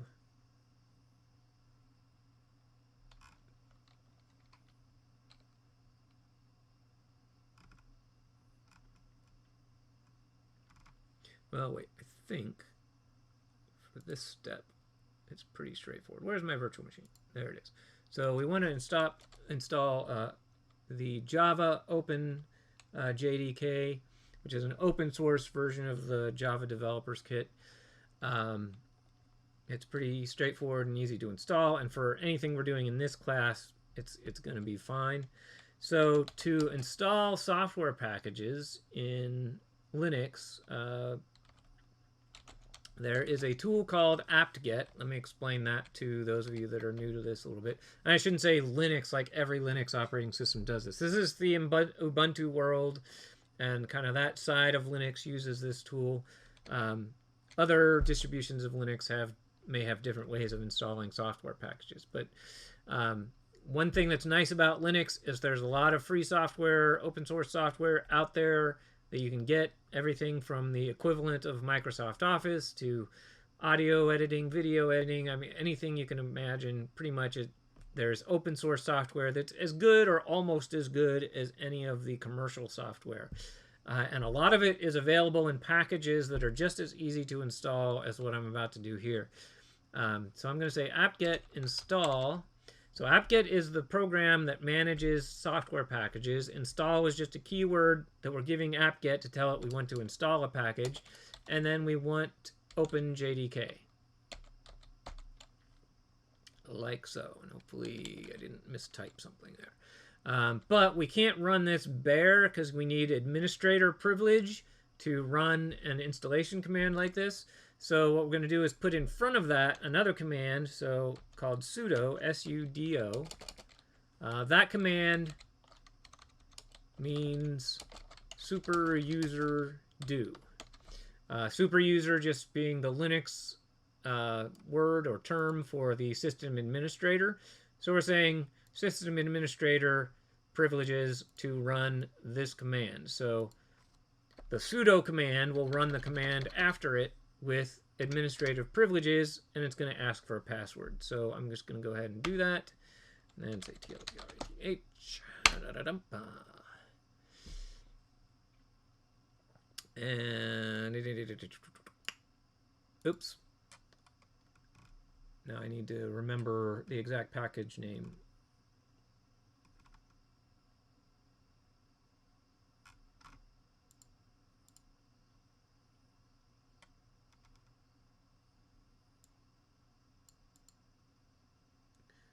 Sudo apt. Oh, derp. Okay. We didn't want to say it's going to be OpenJDK, but the package name we want here is default-JDK. There we go. That's what I was forgetting. And it's going to say this is going to take a certain amount of disk space on your virtual hard drive, blah, blah, blah. We want to say yes, and give it a couple seconds to download this and install it. So as I was saying, this apt-get install, sudo apt-get install, whatever package name. So if you're kind of new to Linux, but you want to kind of play around and see what's out there, you know, so you can just kind of Google Linux or Google Linux Mint and then whatever. Linux Mint audio editing, if you're interested in audio editing. See what's out there. Find some package names that you can install. That sort of thing. And this is how you can, this is one way to install software in Linux. It's usually pretty straightforward. But when we get to installing the Java IDE called IntelliJ, we're going to do a different method of installing that. But this is another one that's going to take a little while, so time for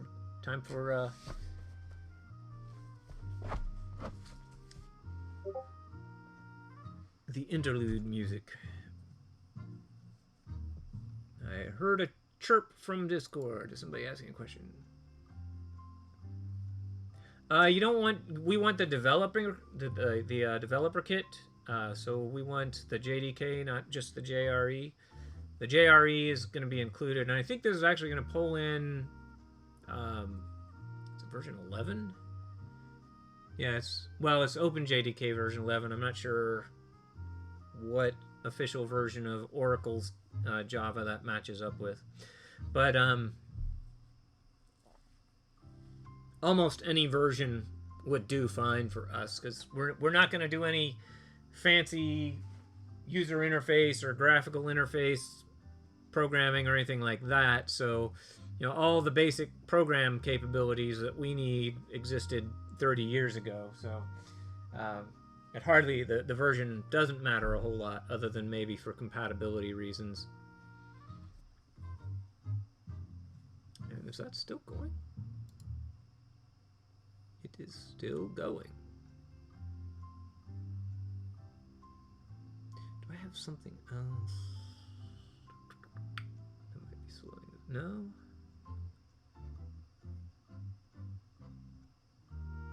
Alright, when I did this earlier to make sure everything was going to work for you guys, this install did not take anywhere near this long.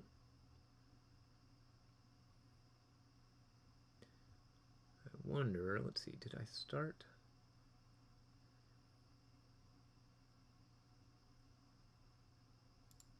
Do I have, no, I don't have anything. I mean, the stream's going, but I don't think the stream would interfere with the download here.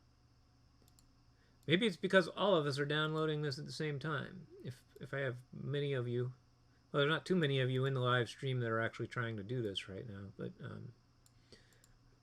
we might be taxing the repository server here a little bit. I don't know how many simultaneous downloads it typically gets.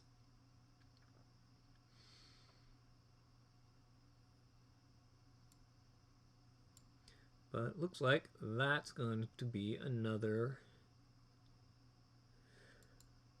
4 minutes if it maintains this speed, which it looks like it's going to be taking. So anybody watching this and recording, going to want to jump ahead about 4 minutes. And I guess we just take another little break here. And my throat's getting scratchy again, so I could stand and go grab another soda. Let's see. So we've got this to do, and then we will install the IntelliJ software. But we want to have the OpenJDK installed before we do that, so I can't jump ahead on that. Then we will create a few simple Java programs. Quick survey for those of you that are still tuned in and listening live. Or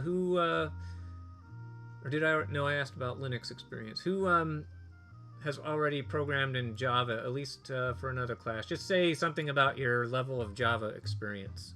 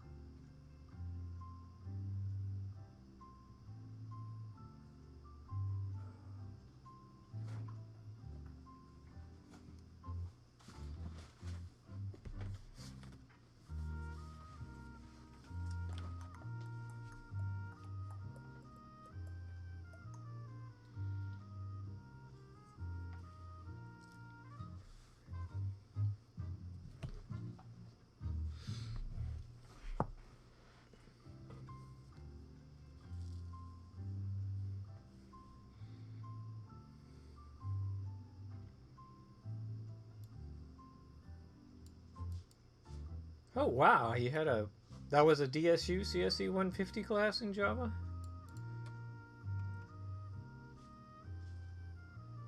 Let's see, is that still going? It's still going. 6 seconds left. All right.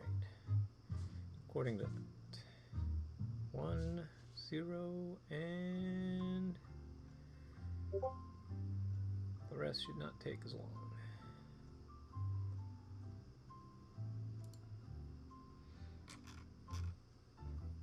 Ah, okay.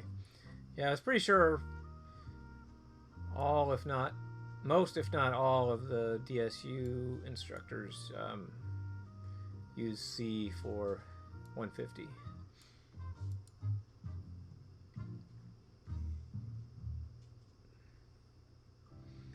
So we have everything from 0 Java experience to that's like most of your experience. So a lot of variability there.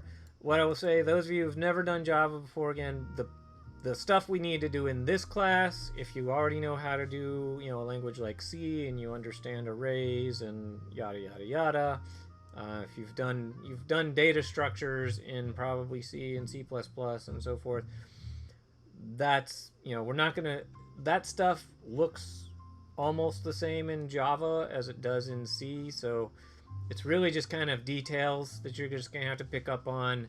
The way you declare variables might be slightly different, or the specific library functions to do things will be a little different here and there. There's no printf in Java with that formatting string. You gotta do something a little different to get output, things like that. So I don't expect it'll be too difficult for you to pick up on what you need to know for this class. Like I said, we're not doing any fancy user interface stuff or GUIs or anything like that, so pretty easy. Let's see. Oh, I should stop the Jeopardy music because the install finished over here. So now we have the OpenJDK installed. That's the Java Developers Kit, but we need an IDE. I suppose we could just edit Java with a text editor and build and run it directly, but let's see. If you come over to the Start menu, start typing software, what we're looking for here is the whoops, click the wrong thing. Software Manager. That's probably under Administration, so we can probably just get to it by clicking Administrator, and you find Software Manager right there.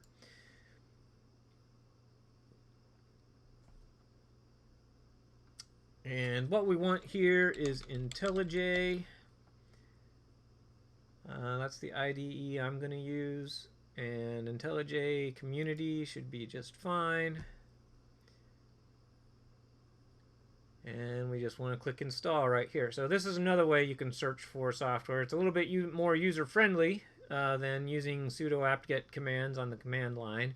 And you can just put in keywords here and see what's out there. But let's go ahead and click Install.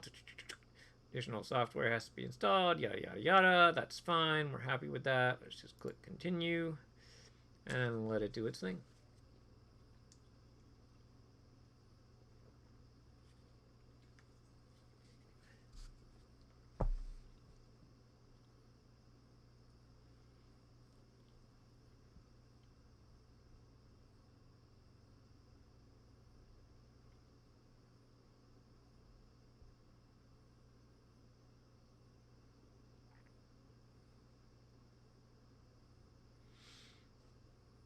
I guess that's going to take a couple seconds to download too, so back to Jeopardy music.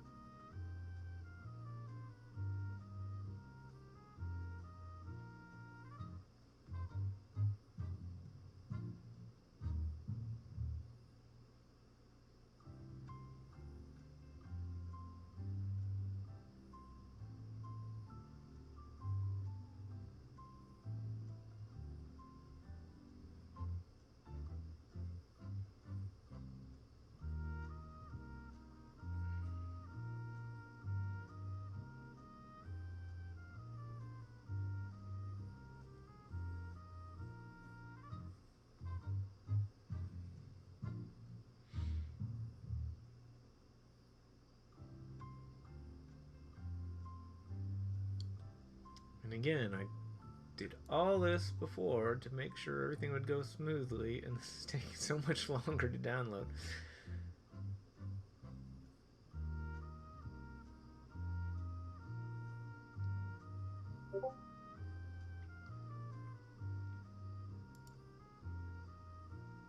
What package? This is the IntelliJ IDEA community software.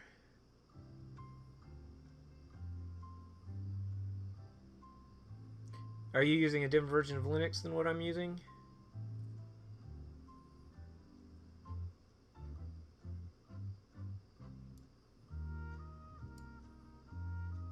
If you're using a different version of Linux, I would say just Google your version of Linux, install IntelliJ, and you should find instructions that help you out.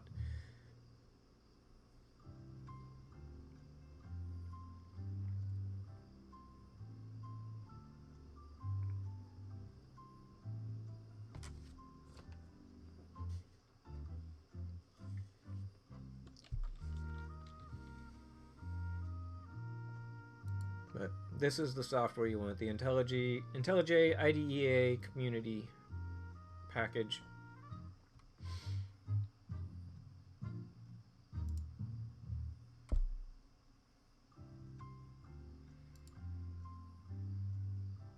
Dang, it's taking way longer than it did in dress rehearsal. Ah.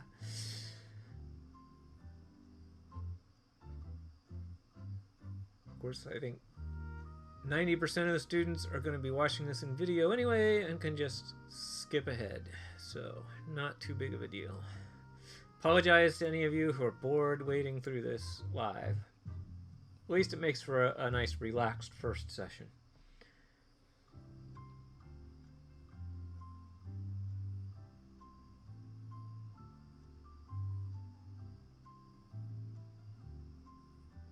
Hopefully the Jeopardy music doesn't put you to sleep, though.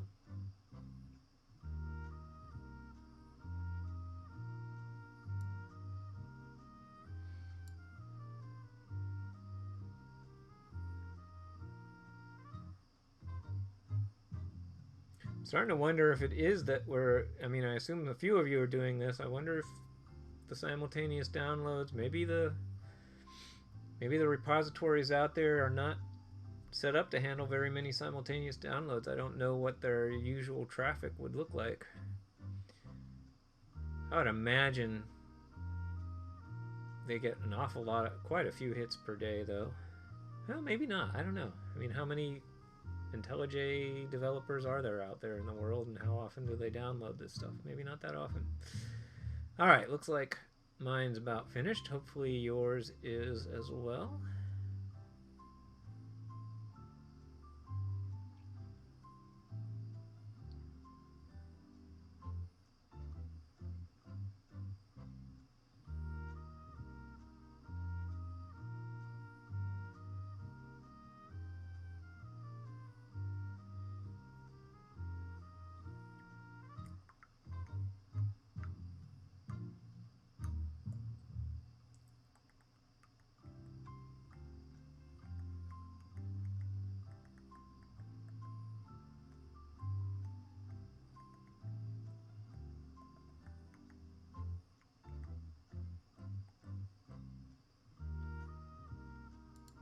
Oh, it's done downloading, but even the installing phase is taking its time here. I'm gonna check if I have something going on my system that is bogging things down. I don't think so. The fact that I'm using the streaming software is probably taking some resources, but not that much. Well,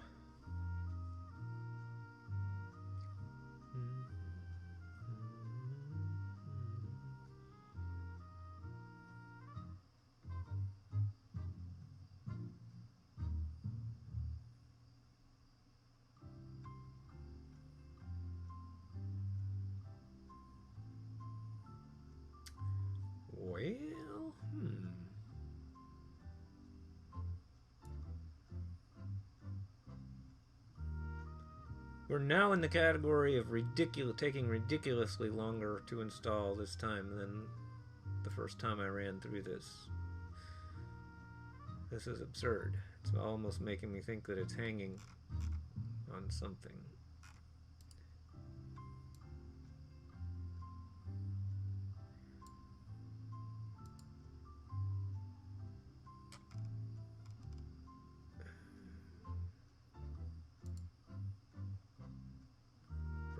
system monitor for my Linux system and see if I can tell anything.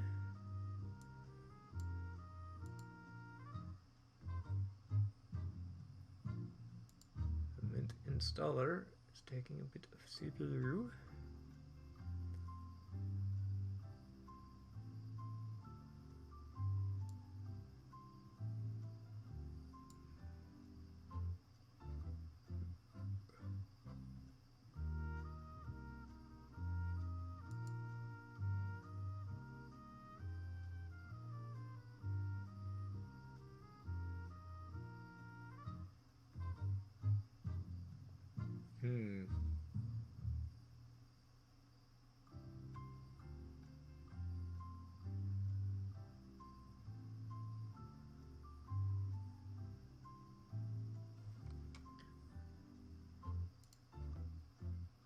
I wonder.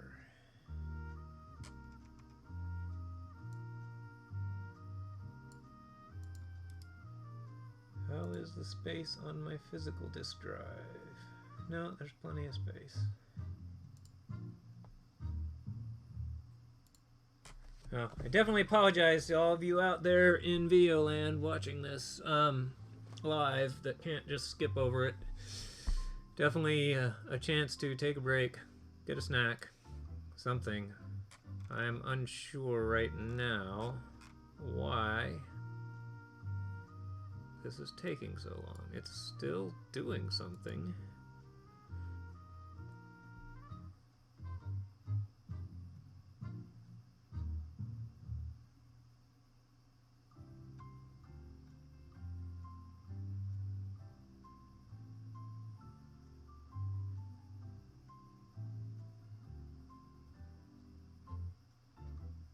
For some reason, I think that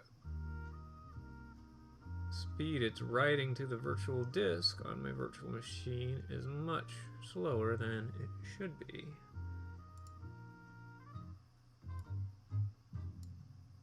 It's more like a download speed than a disk write speed.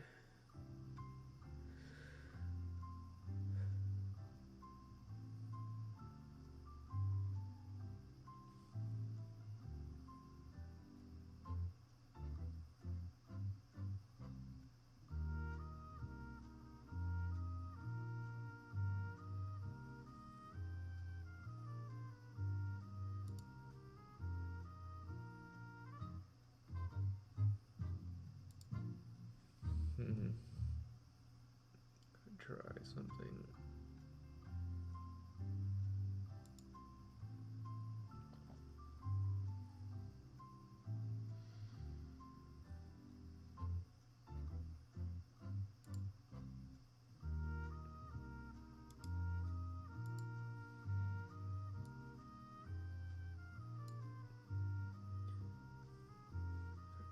Still going?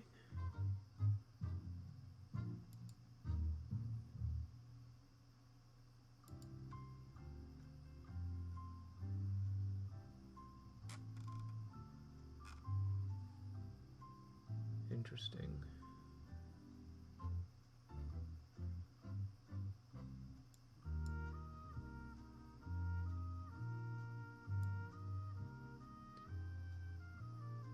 Alright folks, I'm just about to officially declare technical difficulties. I might pause the stream and see if I can get this to, oh!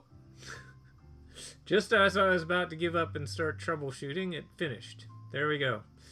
So, it's ready to go.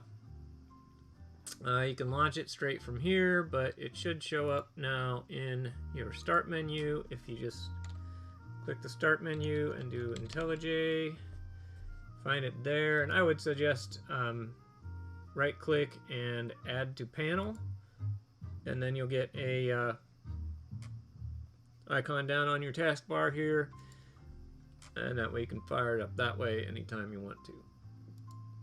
Alright, so now we're good to go.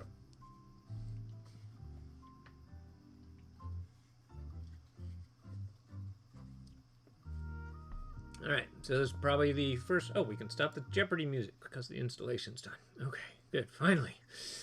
Alright, so we're going to start setting up IntelliJ IDE. Pretty much the defaults are fine. There's no settings to import because this is presumably the first time you've been using this on this machine. We accept their license terms. Well, we can't get very far if we don't. Whether or not you send them usage statistics is up to you. Choose your preferred theme. I generally like dark themes, so I don't have bright white shining in my eyes all the time. So let's do that. Now with the version of Linux we're doing, this desktop entry thing is not going to work, I believe.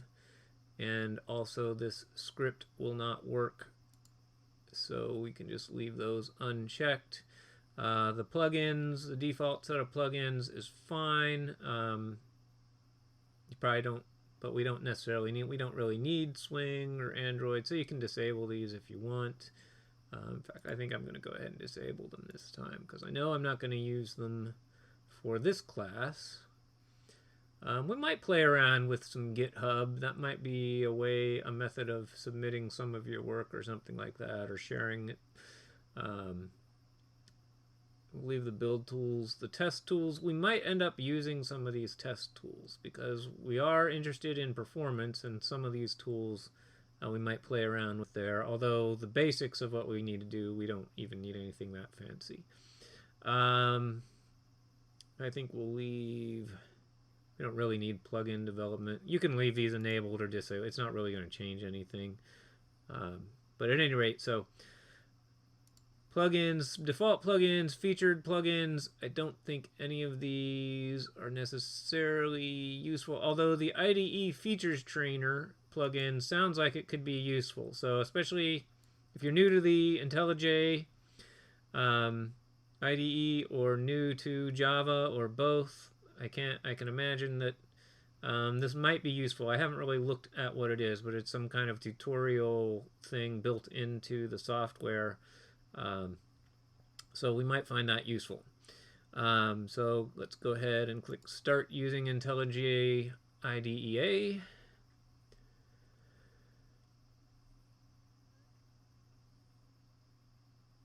And it's ready to go. So by default, it fires up in the splash screen. And if you've never worked too much with an IDE before, IDEs work in terms of projects, which are sets of interrelated files that are used to build a program. So even if we're doing something simple, like just a straightforward one file program kind of thing, we still need to create a project with IntelliJ to do that. So let's go ahead and click Create New Project here.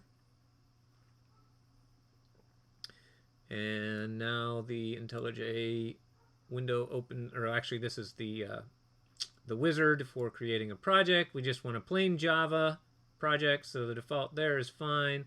We just want the latest version of the Java SDK, so that's fine there. We don't need this Groovy or Kotlin stuff, so we can move on from that and just click Next. Did I miss? I feel like I missed where we put, maybe it comes later, where we put in a name for our project. Let's see. We don't want to use a template. This is a very plain Java program we're writing, so no template. So just click Next there. Okay, here's where we put in the name. So we can call this whatever we want, as long as it's not Hello World. Do not do Hello World. Hello World programs are banned from all of my classes. So I'm going to do What's Up Doc.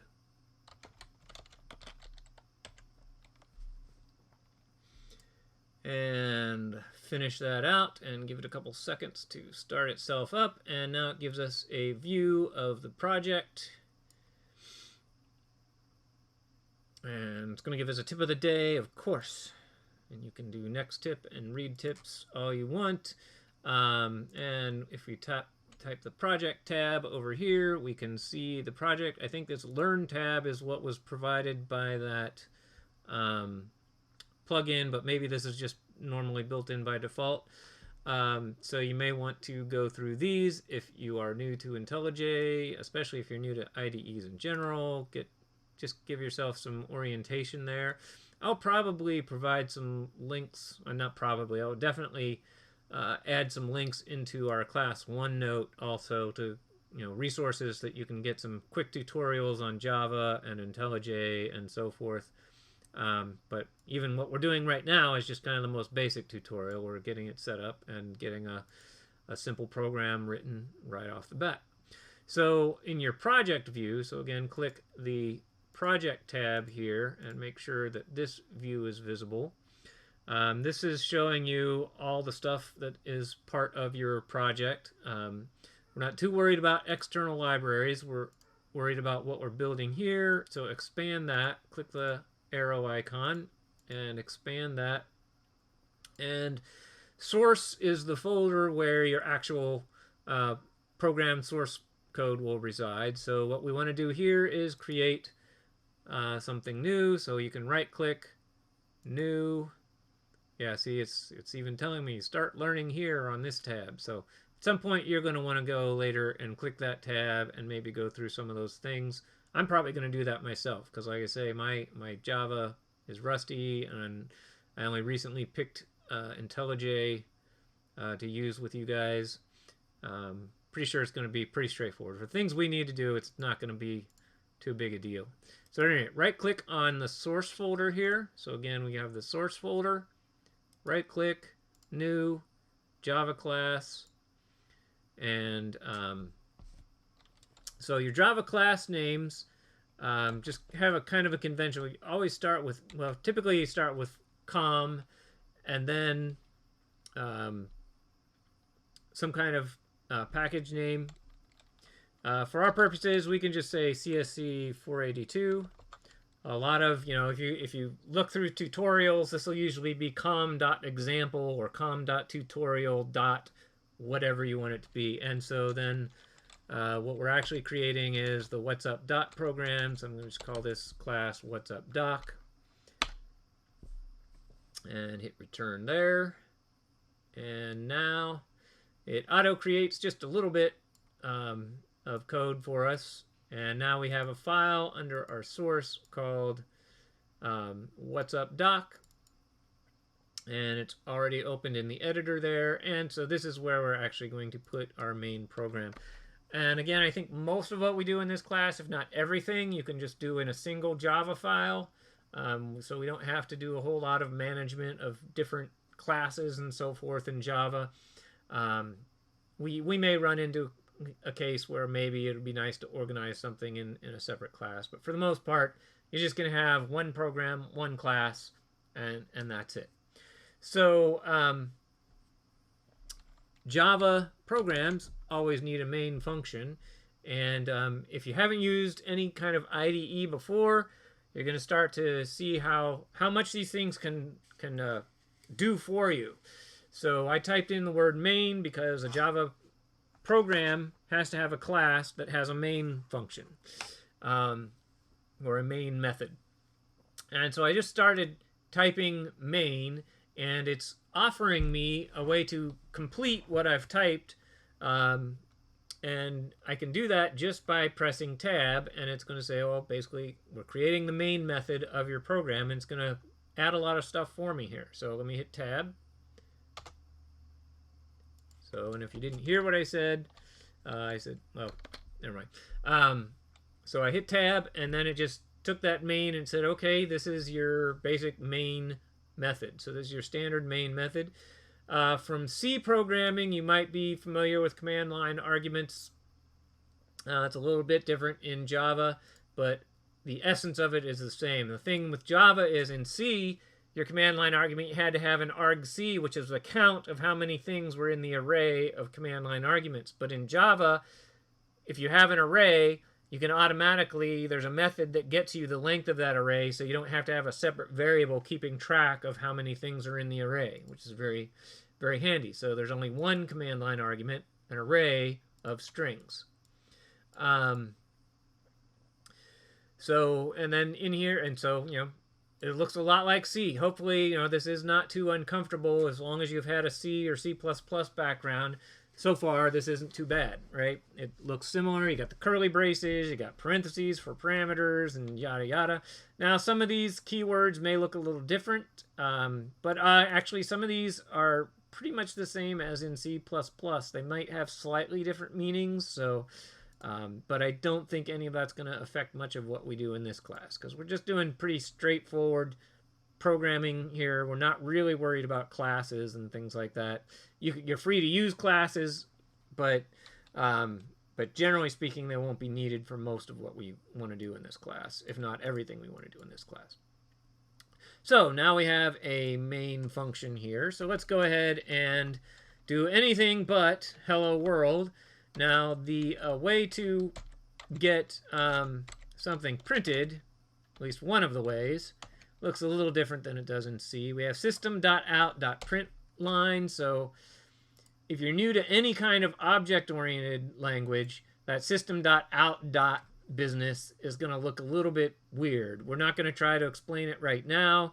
Just accept that you need that stuff in front of println instead of printf like C has to print something. And you'll see a lot of this kind of stuff in Java or any kind of object-oriented language. And that's basically, well, I guess I will give a little, I said I wasn't going to explain it, now I'm explaining a little bit. So basically this print line function or method exists within a class or package called out that exists within a class or package called system. And so you either have to have something kind of like an include that says use things from this package, or you have to have kind of the full path name to the functions, the library functions that you want to use. So that's what we're doing right here. There are shortcuts where I could put something up here that would mean it would actually just kind of tack this on to things that needed it. But for now, let's just write it all out. So now I'm just going to put in quotes, what's up doc, comma, doc, question mark. Now in Java, just a quick FYI, print line means it's going to put a return character at the end of whatever it prints. So even if you put extra return characters inside here, you don't need one at the end because print line will automatically put a return character at the end. There is also a print command that does not do that. And again, just to remind you that there's a lot of autocomplete. So if I just start like typing PR here, notice that it's dropping down all possible things that I might want to finish this off with, right? So I can hit tab and have it complete. And then I just want plain text in there to print out. And so that should be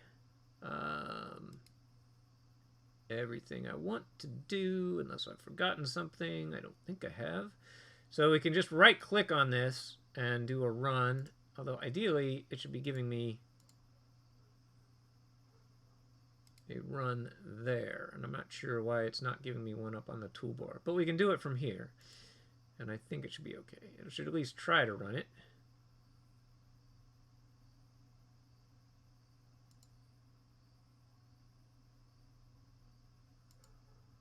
We'll worry about that later. Okay, there we go. Okay, yeah, it ran. Just took a while to pick up. So that first run we could do with the right click. Now, for some reason, now it realizes it can enable that. It might have been waiting for me to do a save before it enabled this run button up here. So again, you can run it. And see its output.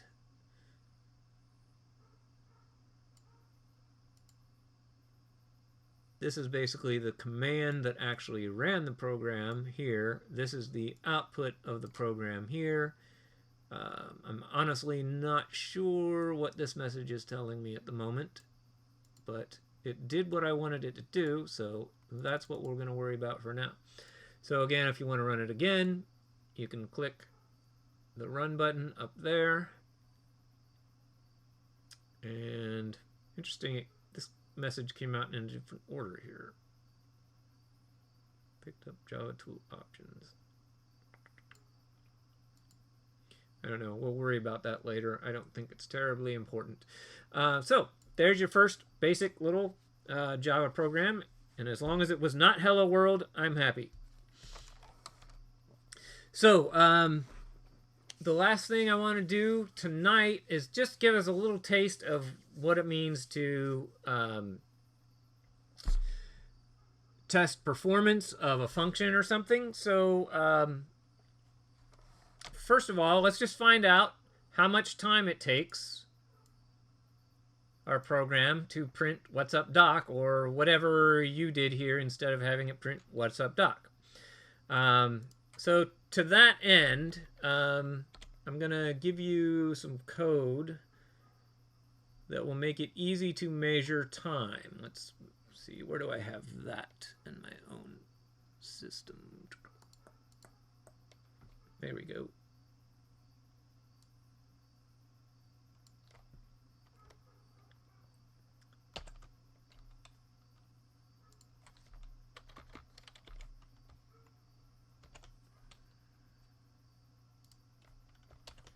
And it is important to cite sources. I'm borrowing this off the web.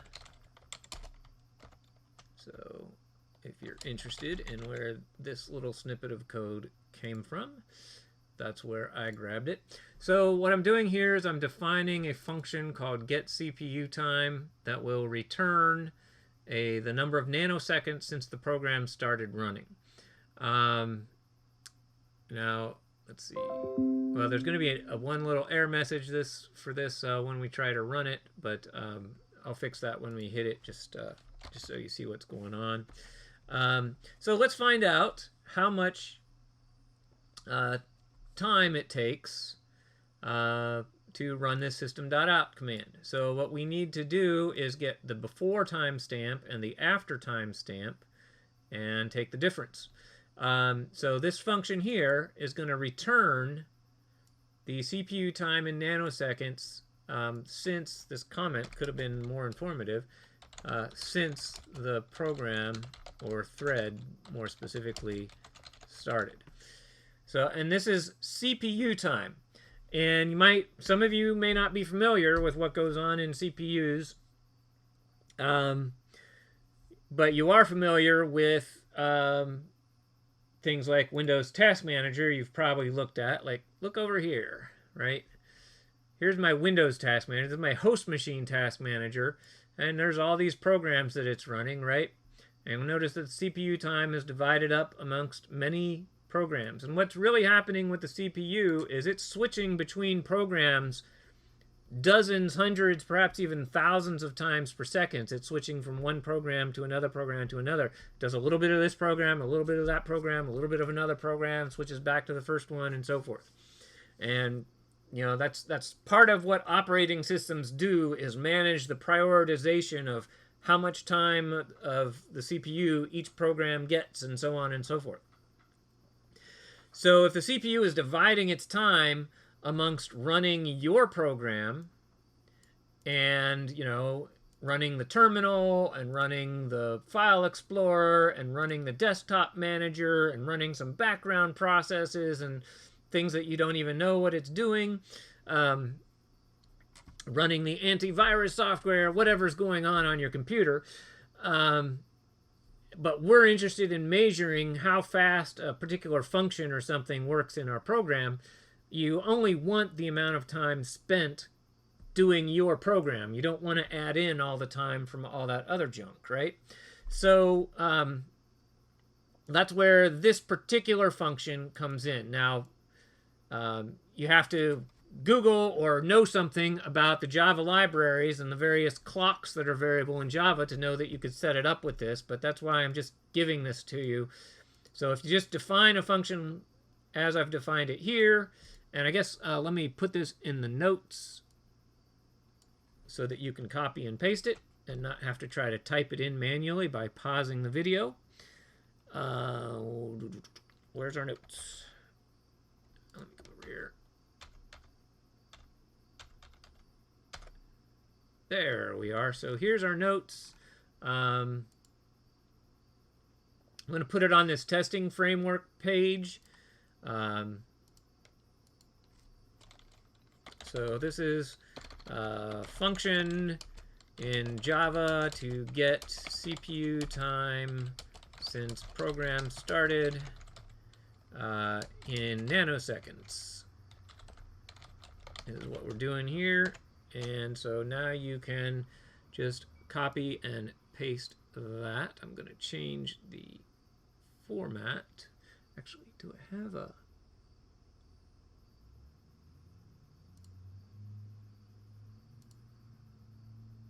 Does that look good?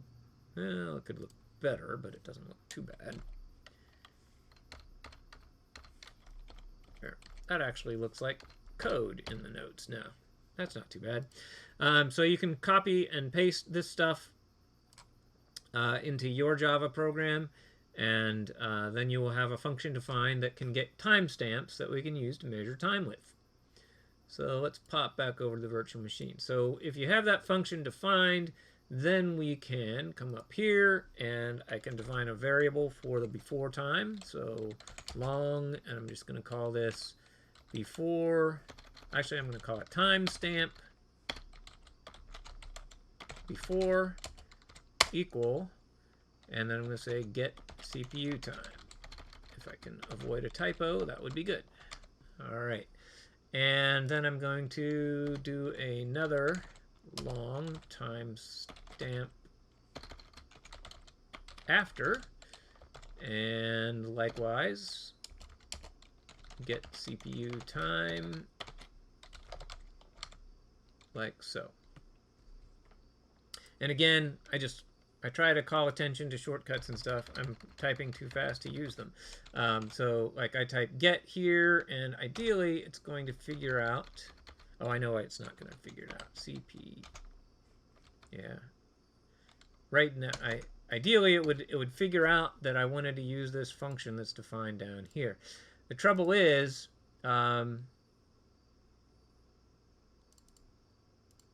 it doesn't know that that function can validly be used right now because of the error I was mentioning earlier. Let's go ahead and click run here, and you'll see the error, and then I'll fix it, and then I'll show you the auto-completion again. So we have error. Wait, this might be even a different error. Maybe I have another typo in there or something. Line 11.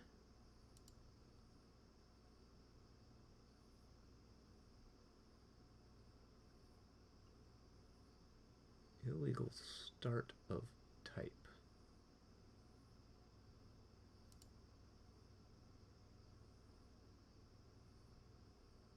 That seems odd. It's not the error I was expecting. What did I do?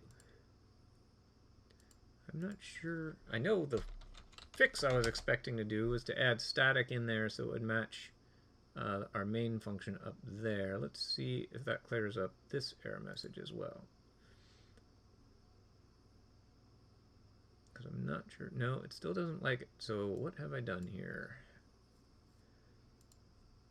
Main.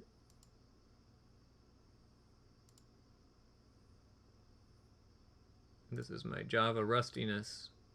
So if my Java expert is still out there, and if you know what I've done here, go ahead and chime in. I'm sure it won't take too long for me to figure it out, but so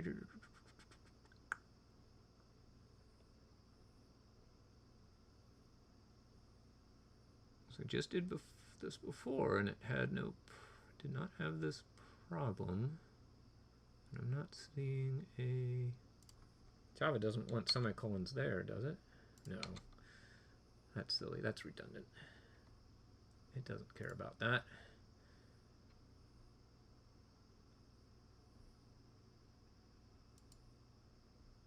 Oh. Good grief. Okay. What line is it? Why is it saying that's on line 11? I need the import up here for this. That's what I'm missing. So let's get that in there.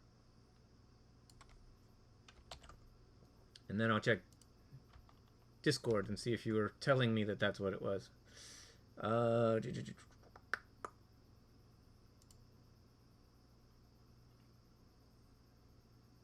Yours worked? Maybe you found the import yourself, because that's what I left out. I'm pretty sure that's what its problem is. And if it's still... No? Wait, what? Oh, oops, I didn't end my comment properly, did I? That's what I get for having a really long comment.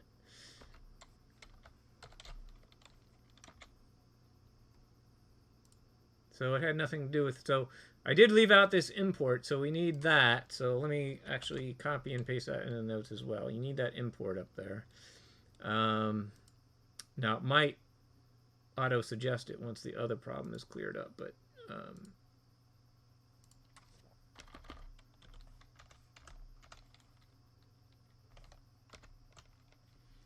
well, let's select and make that code. So you need the import and you need this stuff, and make sure that there the comment there needs to end properly.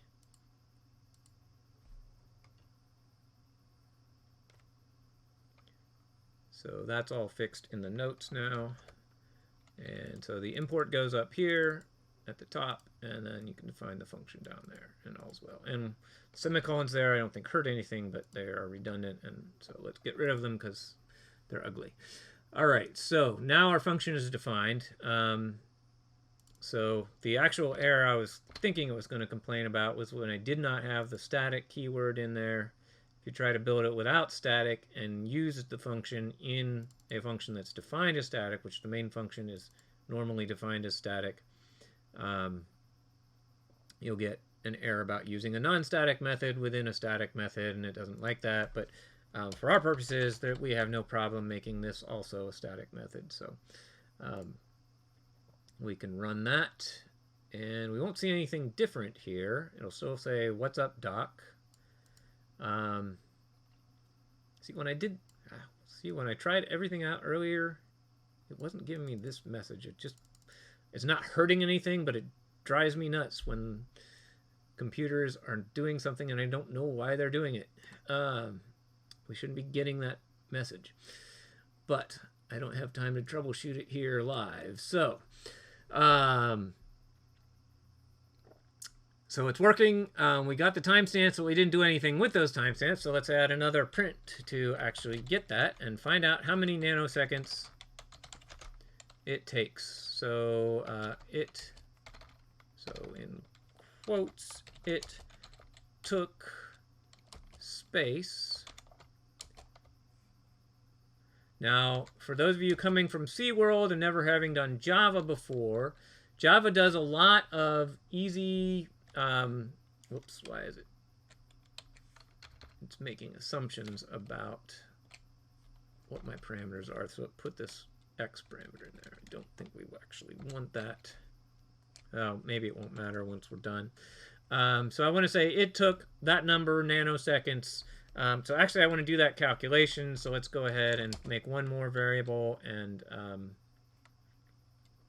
going to call this trial time. For reasons that may become clear, not tonight, but next time around. And say that equals time stamp after minus time stamp.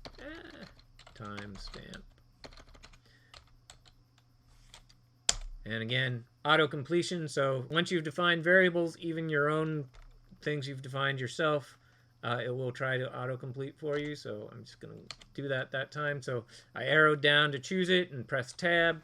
So pay attention to that, because that's going to save you time and effort. And if you've never worked with an IDE before, if you are mostly doing programming in text editors until now, the world of IDEs hopefully is going to open doors for you. All right, so down here, I want to say trial time. So there's a whole lot in Java that is easier than C. It's going to convert that number into text for us, so we don't have to use the the %d and all that kind of stuff with the format string that you might remember from your C and C++ days. And I think C++ you can kind of do similar stuff. So maybe it's not too new if you've done a fair amount of C++, but this is a little bit nicer to use than the printfs and so forth of good old C. So it took trial time, and then I'm going to say plus. So you can actually use the plus symbol to represent concatenating strings together. So it means something different with text than it means with numbers. And so here I'm going to say nanoseconds to say that, period. And that's all I want to do, and let's run that, and let's see how long it took to say that. It took 293,803 nanoseconds to say that. So how many seconds is that? Who can convert nanoseconds to seconds without using Google?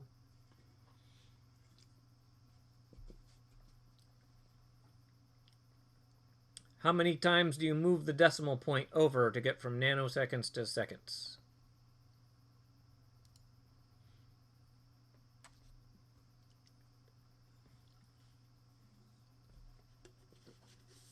First one to answer gets 10 million meaningless bonus points.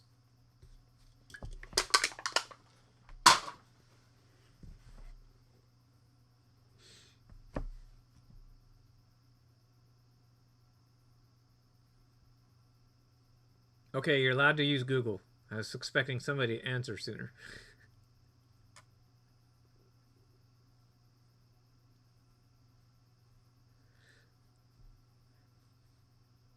Uh-oh, did my stream pause or something? There we go. Maybe there's more of a lag than I realize.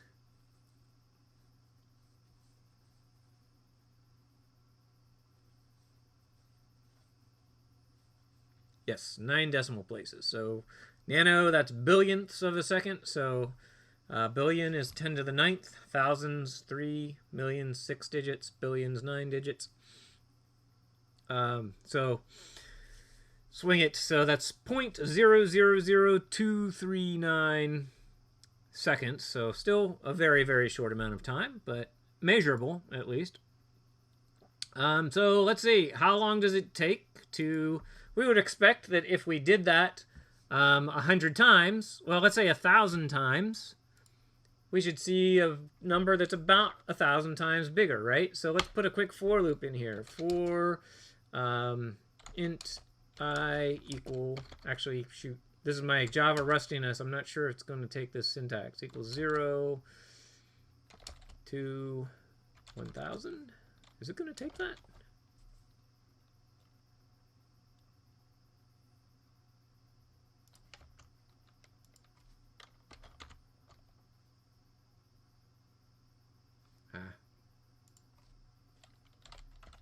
Java for loop syntax.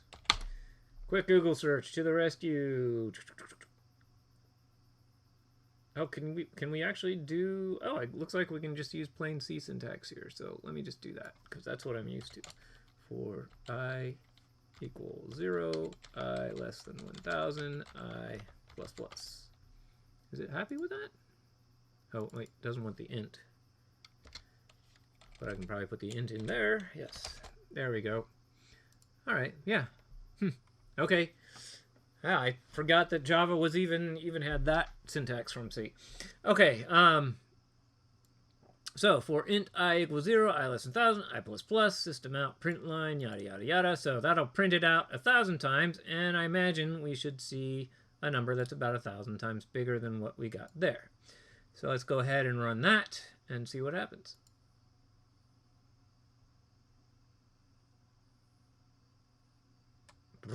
And it's in the ballpark of 1,000 times. So there's always going to be some variability in the amount of time something takes, especially when you're relying on something like a system function like print line. So that's going to make so when you do that, that's asking the operating system to do a job, and the operating system might be busy for a few nanoseconds before it gets to you. So you're going to get some variability in the amount of time something takes. So it looks like we had about 200,000 something nanoseconds. Actually, it didn't take anywhere near 1,000 times as long. Interesting. There's going to be underlying reasons for that probably have something to do with the way the system function works. So that's kind of interesting. We might have expected that to take closer to 1,000 times as long. But let's remember this number. Let's go up by, say, another factor of 10 and see if that finally takes something more in the ballpark of 10 times as long. So I'm just going to copy, and I'm going to put this over in our notes here just for grins. I'm going to check the Discord, see if somebody's chiming in. Let's see. Yeah, there might have been some. Well, since we're doing it within, hopefully there's no VM spin up going in there. I suppose it's possible that with just the single one, it didn't even compile it. So there's always stuff kind of going on with the Java VM, especially with system commands and so forth. It's a little bit uncertain when we're doing these experiments. So something's going on with the Java VM, or with the fact that it was a system call. Something going on there. And that's why it didn't end up close to 1,000 times. I think it was more like 160 times, or just 16 times, or 8 times faster, or times longer.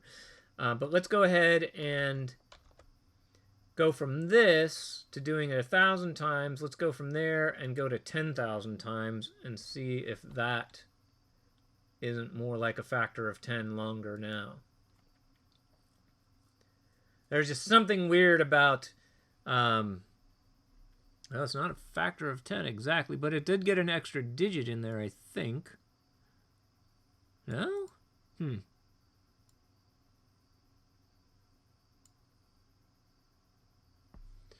That's 39 million nanoseconds, and we just had 16, so it only took about twice as long. This is interesting. I wasn't expecting this. Not quite like this.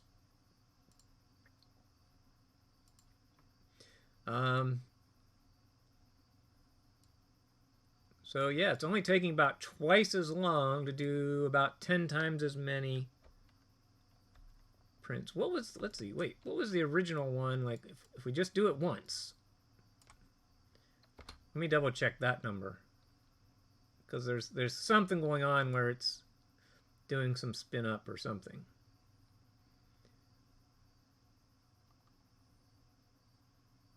No, okay, that's 240. So we are getting a couple digits, a factor. We're getting ballpark factors of 100 here, going from 1 to thousands. But interesting that we're not getting more consistent results.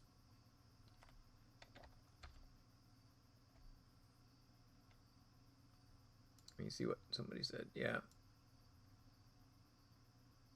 Yeah, about 200,000.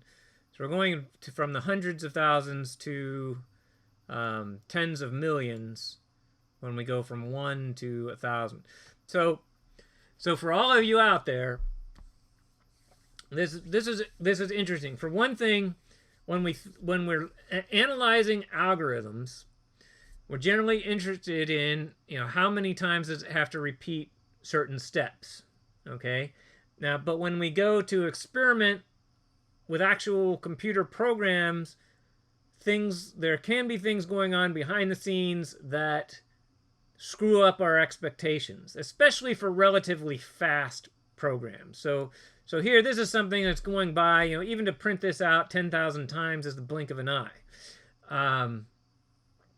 So there's things going on in terms of it interacting with the operating system that's either creating delays. So there's much bigger delay if it does this just once, but when it does it repeatedly, there's some efficiency that it's gaining that makes it go a lot faster. Let's go ahead and go back to, well, let's look at how long it takes to do this 1,000,000 times.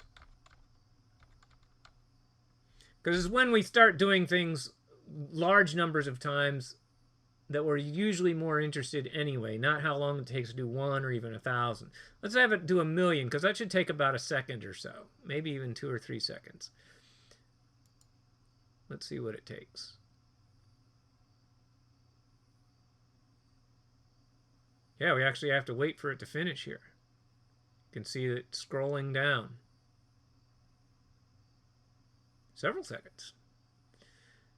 So most of the time involved here is actually the time that it's spending printing to the screen. But let's see. So that took,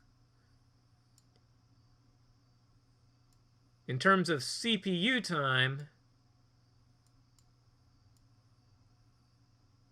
that took 2.1 seconds. It actually took longer for us to wait for it. So it was probably, our program was finished, but there was kind of buffered output that was still printing to this window. So that's why it took, when we sat there watching it, it maybe took 6, 7, 8 seconds.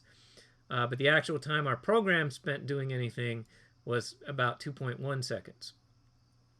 So, or 2.1 billion nanoseconds, if I'm counting the digits right. Yeah, 2.1 billion nanoseconds, or 2.1 seconds.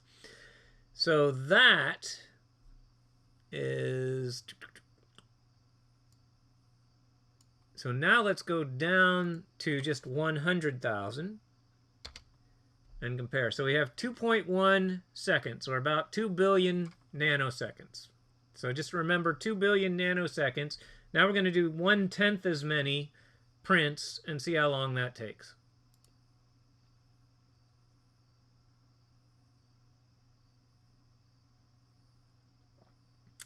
And hey, we got the same lead digit, but hopefully there's one less digit, and we get our factor of 10. So, yep. So we went from 2 billion to 0.2 billion. So approximately 1/10 as much time. So at least when we start getting really big numbers, it starts looking consistent, like we would expect. We expect doing 10 times as many of these prints, we would expect to take about 10 times as long. Now, when you have very small numbers, there's overhead coming into the picture of some kind where it's getting efficiencies or inefficiencies that are not going to be as consistent. We're not going to get kind of this linear, oh, it's doing 10,000 times as much work. It's not actually taking 10,000 as much time because there's some kind of shenanigans going on under the hood, so to speak, in terms of spin up, overhead, that sort of thing. But once you get to large enough sequence of steps for that stuff to kind of average out or wash out, now we see some consistency. We asked it to do 10 times as much work, and it actually took 10 times as much, 10 times as long to do it, approximately. So this is the essence of what we're going to do in this class, which is looking at functions that do reasonably interesting things and asking how long does it take, and if we give it bigger inputs where the function has to do more work, how much more longer does it have to take. But boy, that was horrible English. I'm glad I'm a computer science professor and not an English professor. But at any rate, what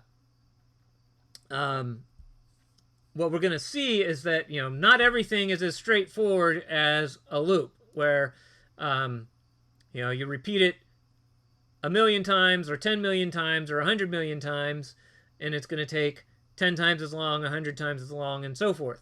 What if we had a loop within a loop?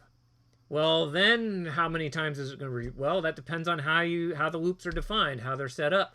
But maybe, you know, you double the amount of things it has to do, and that quadruples the amount of time it takes, or something like that. We're gonna see stuff like that going on. But this is the essence of what you're going to need to do in this class. Is we're going to have to measure the amount of time that it takes various functions to run. So instead of this simple little for loop of printing stuff out, we're typically going to write functions that solve particular problems, and then we're interested in is how efficient is this function. If we had two distinct strategies to solve the same problem, which one's going to be faster? Hopefully most of you have learned about things like quicksort and merge sort and different sorting algorithms from your past programming classes. That's one of the first things we're going to look at. I don't know if you would have studied much the performance of those, or why is quicksort or merge sort, why are those better than things like bubble sort and things like that, or insertion sort. That's one of the first things we're going to look at is what makes one sorting algorithm better than another one, and what are the real implications of that. We're going to do that experimentally, and we're going to look at some of the math behind it as well. So that's what we have to look forward to, and we're going to dive into it a bit more on Wednesday. We're also going to look at using GNU plot so that we can use a program like this, actually get data, and then use GNU plot to plot that data and actually be able to visualize what we're talking about.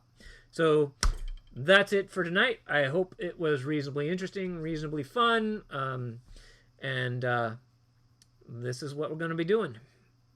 So any questions before we wrap it up?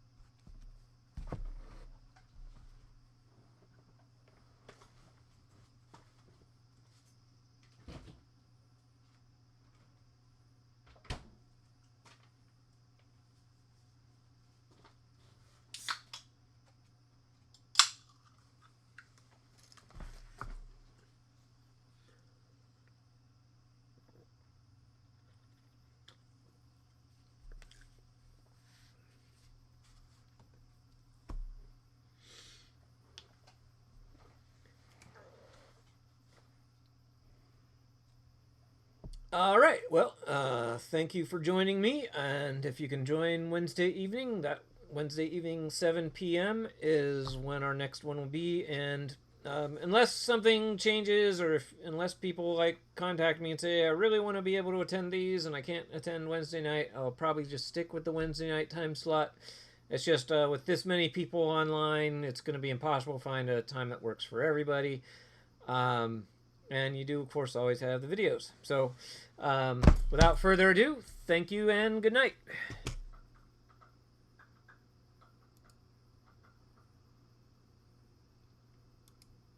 If I can find my OBS so I can tell it to stop streaming.